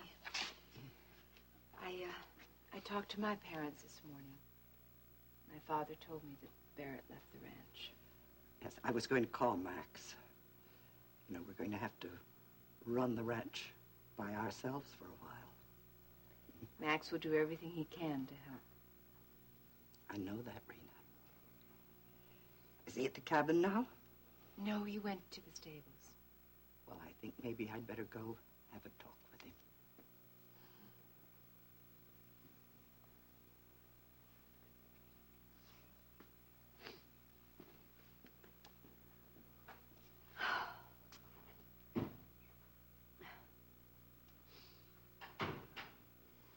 Kate raised her children and her grandchildren on this ranch. Her sons are dead. Paige never cared about Kate or the ranch. Courtney has her own life. Justin's only interested in oil, and now Barry's gone. All she has left is Max. He's not even a marshal. Jimmy, don't you know that she has you and Steve? On weekends and holidays. Unless you decide to come back here. This is Barrett's home, Rita. It's your home. And Steve's home. Not anymore. Honey, Kate isn't that way. She's too proud to tell you this, but I know it. If you would come back here and stay, it would make all the difference in the world to her.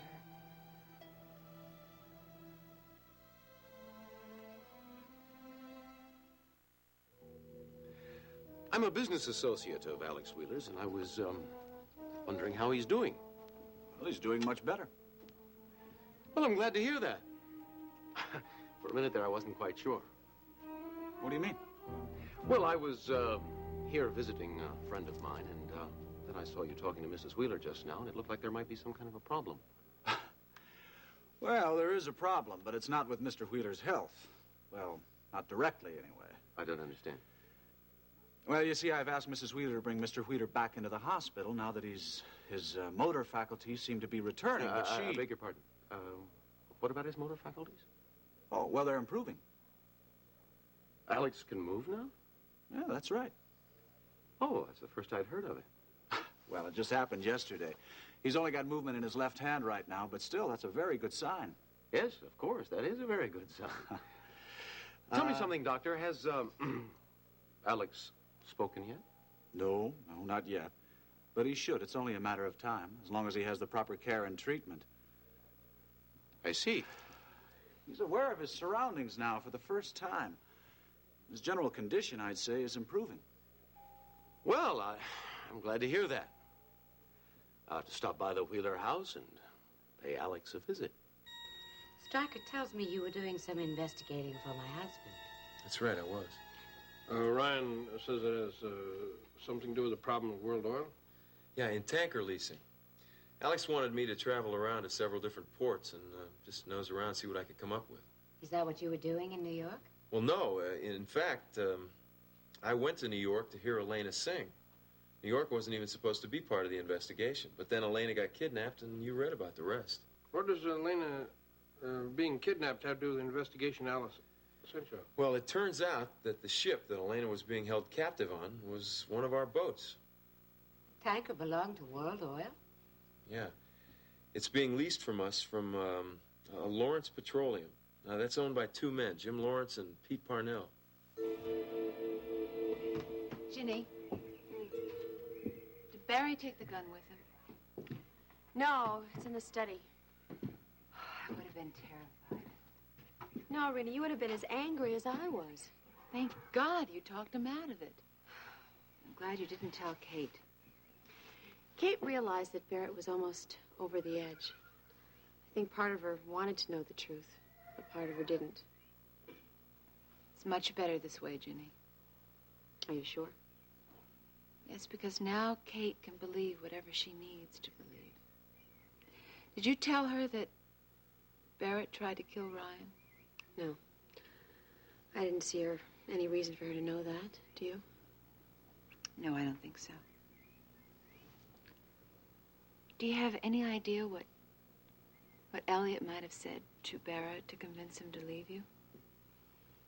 Well, Elliot wouldn't tell me, but what I gathered is that it was something to do with the prison camp. Well, you don't think he was a traitor, do you? Barrett? No. He would have killed himself last night.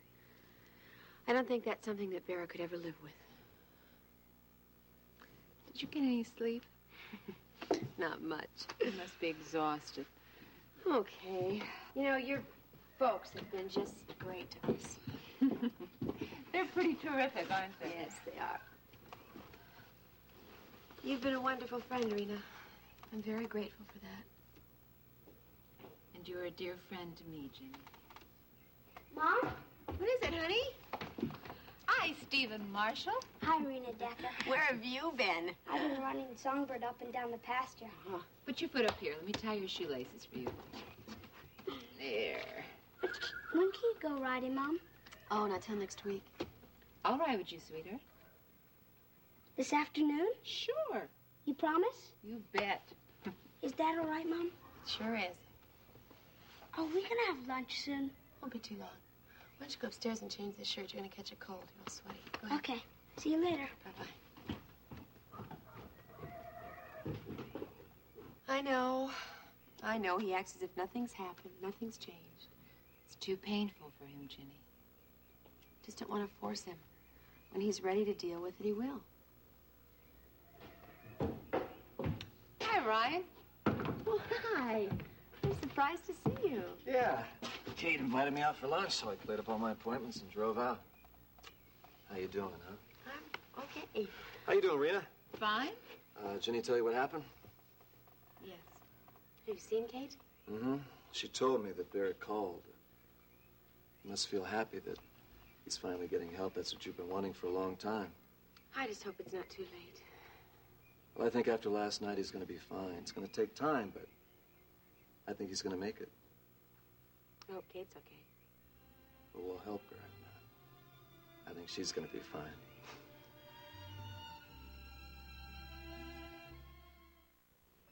Talked to Stryker before I came over here. About the divorce? Mm-hmm. He said he's going to file the papers whenever you want. I want to do it right away. How long will it take? That depends on Barrett. Barrett promised me that he would not contest this divorce. I know, but Stryker has to send him a summons and complaint, and he can't do that until he knows where Barrett lives. Oh, Ryan. It's okay, Ginny. It's okay. I'm just so afraid that Barrett's going to change his mind about getting a divorce. Hey, I don't think he will. What if he does? We're going to have to take this one step at a time. Now, if Barrett does contest the action, sure, it'll take a little longer, but we'll work it out. I promise you. Where's Steve, huh? I sent him upstairs to change his shirt. How was he today, huh? I'm worried about him. Just refuses to believe that my marriage to Barrett is over and that Barrett's left out. It's a tough thing for any boy to have to go through. Give him time, okay? Has he read Barrett's letter? No, not yet. He's scared. Ryan, I don't know how to help him. All you can do is give him all the love and support you can and let him work it out for himself. He's a smart boy. He'll find a way. Rita and I are supposed to go riding this afternoon. Well, you got a few hours yet. I think she'll be back in time. The guy told me one of the colts went down into the dry creek bed, and you had to pull her out. That's right. Wasn't injured, though, just scared. You want to go riding with us? Well, I got some business to do with your Grandma Kate, but if we get through in time, I will. You gonna go work with Grandma after you finish your coffee? No, I gotta go over to the corral first. I'll go with you. Say, listen, you seen Buddy lately? No. Well, why don't you go over to the Colemans for a while? Maybe later. You don't want to you don't want to see the Colemans? No. Why not? Because? Because why? Because he'll ask you about your mama and your daddy? About the divorce? Listen, Steve, there's nothing to be ashamed about. Plenty of people get divorced all the time these days. Not my mom and dad, and don't tell me it's for the best. Steve. I'm afraid it is for the best. I know it's hard for you to realize that right now, but I think in time you'll understand. I already understand. It's my fault Dad left. No, it's not your fault. Your mom and your dad just had some problems that couldn't work out. Dad left because I wanted to stay with Mom instead of being with him. Now I'll never see him again. That's not why your dad left. Didn't he explain that to you in the letter? How'd you know I got the letter? Well, your grandma told me he wrote you one. I haven't read it yet. Maybe you better. Oh, come on in. Where you want it, ma'am? Well, I wanted you to put it on the bed, but I was hoping you'd help me throw away the old one first. No problem. We'll just put this one up against the wall right here. Right. Now, the old one is right back around here. Where do you want us to put this old one? There's an area right behind the apartment building where they pick up the trash. You know, I don't know why I feel guilty about buying a new mattress, but I do. I haven't told my husband yet. Oh, people do it all the time. And once he sleeps on this new baby, he won't know what counting sheep means. This old mattress is getting so lumpy. I was having backaches. Well, tell him backaches are dangerous for a woman in your condition. That's right. You see, it's literally falling apart. I mean, look at it. And we even haven't had it that long, you know? They just don't make things the way they used to. Well, that may be, but we don't get many complaints about the Super King here. Now, don't you worry. Your husband's going to like it just fine. I hope so. Jim Lawrence has been doing business with Alex for years. They even play golf together. And I met Peter Parnell the other day when he stopped by the house to see Alex. I don't see the connection. I thought you told Stryker that this might help Dennis in some way. Well, I think that it could. You see, this whole business with the boat is just a coincidence, but what isn't a coincidence is the sailor that abducted Elena. Now, he worked on that tanker. Well, yeah, I read something about that sailor a couple of weeks ago. Has a tattoo on his arm? A sea serpent. His name is Foster, Joe Foster. I'm sorry, but I still don't see the connection to Dennis. Well, I'm getting to that. Joe Foster admitted to Elena on the boat that he was the one who killed Bernie Stokes. Didn't Elena find his body, too? Yeah. She knew him from the coop because he worked there. Bernie worked there with Chris Shaw. Now, the police think that Bernie and Chris were mixed up in drugs somehow. Well, Dennis certainly never had anything to do with that. No, but this Joe Foster did. Now, Elena tells me that he was involved in a drug ring. What are you trying to say? Well, this may sound very far-fetched, but I mean, if it's going to help to get Dennis off the hook. What's your theory, Ricky? Okay, well, Elena met Joe Foster in Houston at the coop. Now, Chris Shaw owns the coop. So what I'm saying is that I think maybe Joe Foster might have been the one who killed Chris Shaw.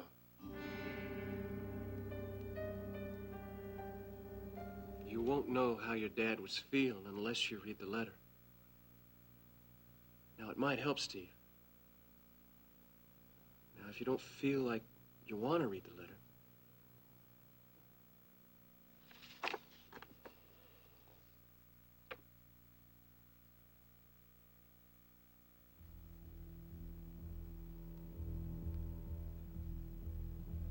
Dear son, I know that my mood changes over the past few months must have left you confused. I want to apologize for that, for all the unhappiness I've caused you and your mother. I've been unhappy too, but my illness is responsible for that, not you or your mother. Please don't blame yourself. You are the most wonderful son a man could ever have. You and your mother are going to make a new life for yourselves without me, but I will always be with you in spirit. Take care of your mother and grandmother for me. And remember always how very much I love you. God bless and keep you. Love, Dad.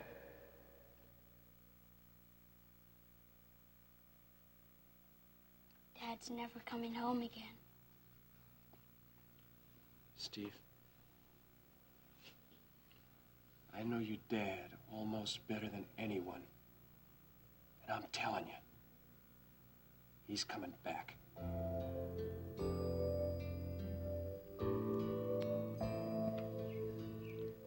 What do you think of River Oaks? It's lovely. How'd you like to live there? Alex and Iris are there, and Vicky and Stryker, and there seem to be a lot of families and their kids, and maybe we ought to look for a house there, huh? Well, we don't have to live there. It's up to you. We can buy a house, build a house, anywhere, whatever you want. Do you know what I really want? What? I want to stay here. Sure wouldn't be too hard on you? No. It certainly would be terrific for Steve. And, Ryan, I don't want to leave Kate all alone. Well, what does Kate feel about it? I haven't talked to her. As a matter of fact, I didn't even think of it until Rena suggested it. And I wanted to talk to you first. Do you think she might sell me some land so we can build a house of our own? I don't know. We can ask her. Okay, that's what we're gonna do. Thank you.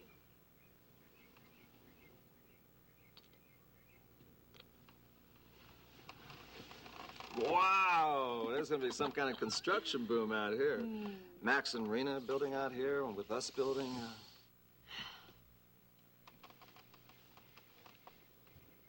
What's wrong? Are you sure you want to file for divorce? Yes, I'm positive. There's something we're gonna have to talk about before we talk about houses. Something we're gonna have to settle first. Okay, what's that? I have to ask you something. Will you marry me?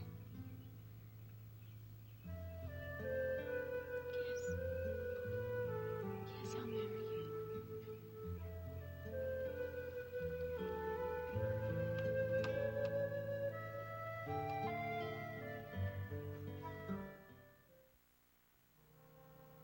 Maybe we should go in and help him with lunch. I offered, honey, but Ginny and Kate seem to have everything under control. Ginny is so happy to be back in her own kitchen again. Let's us build a nice big kitchen like that for our house, okay? The amount of time that I spent in a kitchen... Now, I thought we were going to have lots of parties once we got that house built. We're going to have a big kitchen. Honey, I want a porch just like this one. Yeah, facing away from the Harper property, though, so we can't see all those oil rigs that Justin's Oh, putting up. honey, now come on. Let's not start in on that again, please. You know, Rena, I might just go on over there to the Harper property and blow that damn rig up. Max, you know that's not going to do any good. Justin will just put up 2, 3, 10 more rigs. Besides, when he doesn't strike for oil, the rigs will come down.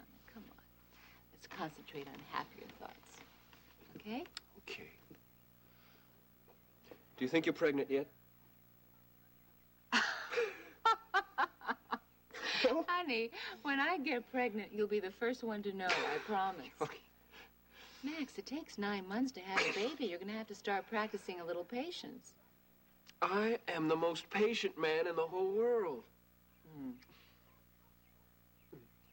Do you want a son or a daughter? Doesn't matter. I want a son. Fine. Then maybe in a year or two, we can have a daughter. Maybe I ought to tell that architect to add a couple more rooms to the house. Max, I forgot. We have an appointment with the architect at 2 o'clock, and I told Steve I'd go riding with him this afternoon. That's right. He was real excited. Listen, maybe I better call the architect and make that appointment for later. Yeah, that's a good idea. Poor kid, he's got so many problems. He doesn't need me to be disappointing him, too. Steve read that letter that Barrett left. He did? Yeah. I think it helped clear up some of the things on his mind. My parents separated when I was Steve's age. I know what he's going through. Did you feel guilty? I was guilty, Max. It's my fault they separated.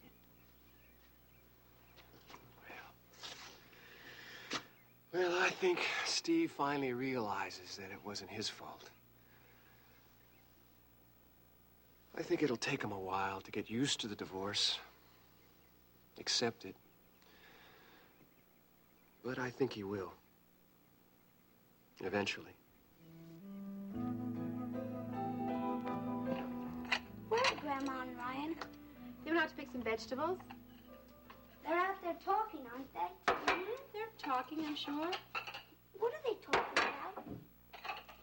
Well, one of the things is probably us living here on the ranch. We can't live here with Grandma, can't we? Mm-hmm. For a little while, at least. And when Ryan and I get married, we thought we might even build a house on the property. Married? Steve, we talked about that last night, honey. You know that Ryan and I are going to get married eventually. I don't want you to get married to Ryan. You thought it was a terrific idea in December. Come back here, Stephen.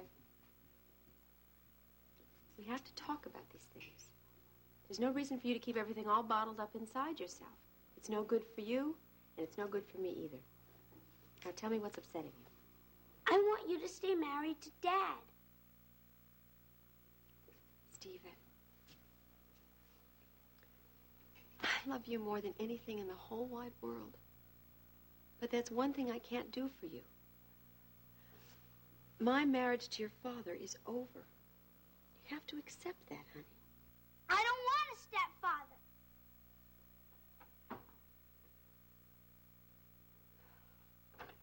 Jenny, it's all set with Kate. What's wrong? Everything.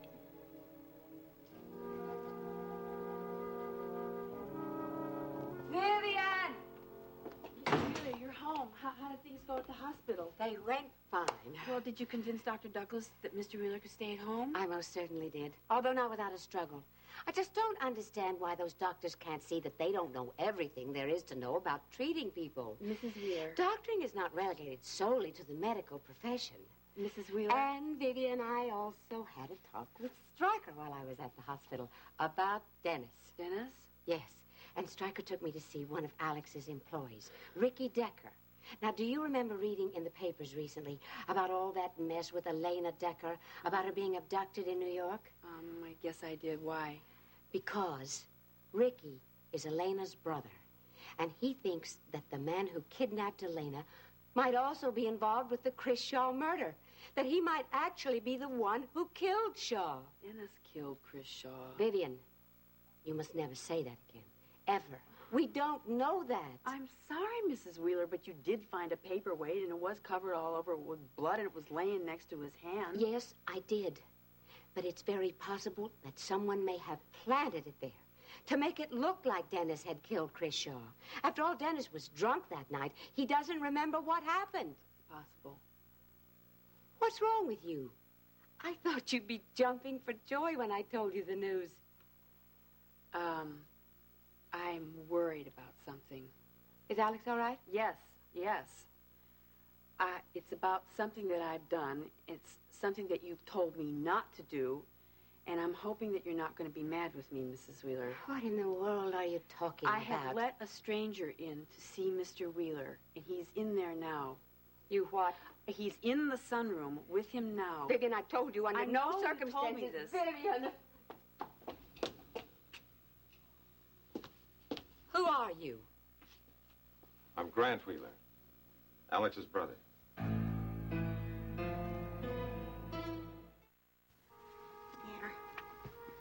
I just hope it wasn't a mistake not telling Billy Joe about this new mattress. Just a minute.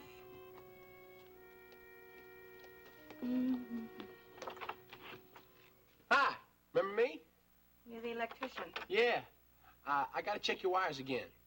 Oh, there's nothing wrong now. It went on as soon as you left the other day. Yeah, I know, but see, it seems to be a problem in the other apartments on this side of the building, so I'm here to check your wires again, too. Look, you know, it's just not a good time. This is right. There's a short, and I didn't find it. Well, you're going to have to wait till my husband gets back. Well, sure, I can wait. About an hour or so, I'll go have lunch and come It's back. going to be more than an hour or so. You're going to have to wait until tomorrow. Mrs. Wright, this affects other tenants. Now, I don't mind waiting a bit, but they paid their rent, too. We got to give I'm continuous... sorry, you'll have to wait. What are you doing? You can't wait. Maggie's, that's where I've seen you. You're not an electrician, are you? You got a good memory. But if you're smart, you'll forget all that. You're the sailor that kidnapped Elena. Now, look. I know you're pregnant. Don't hurt me. I don't want to hurt you. But your husband's got something that's mine, and I want it.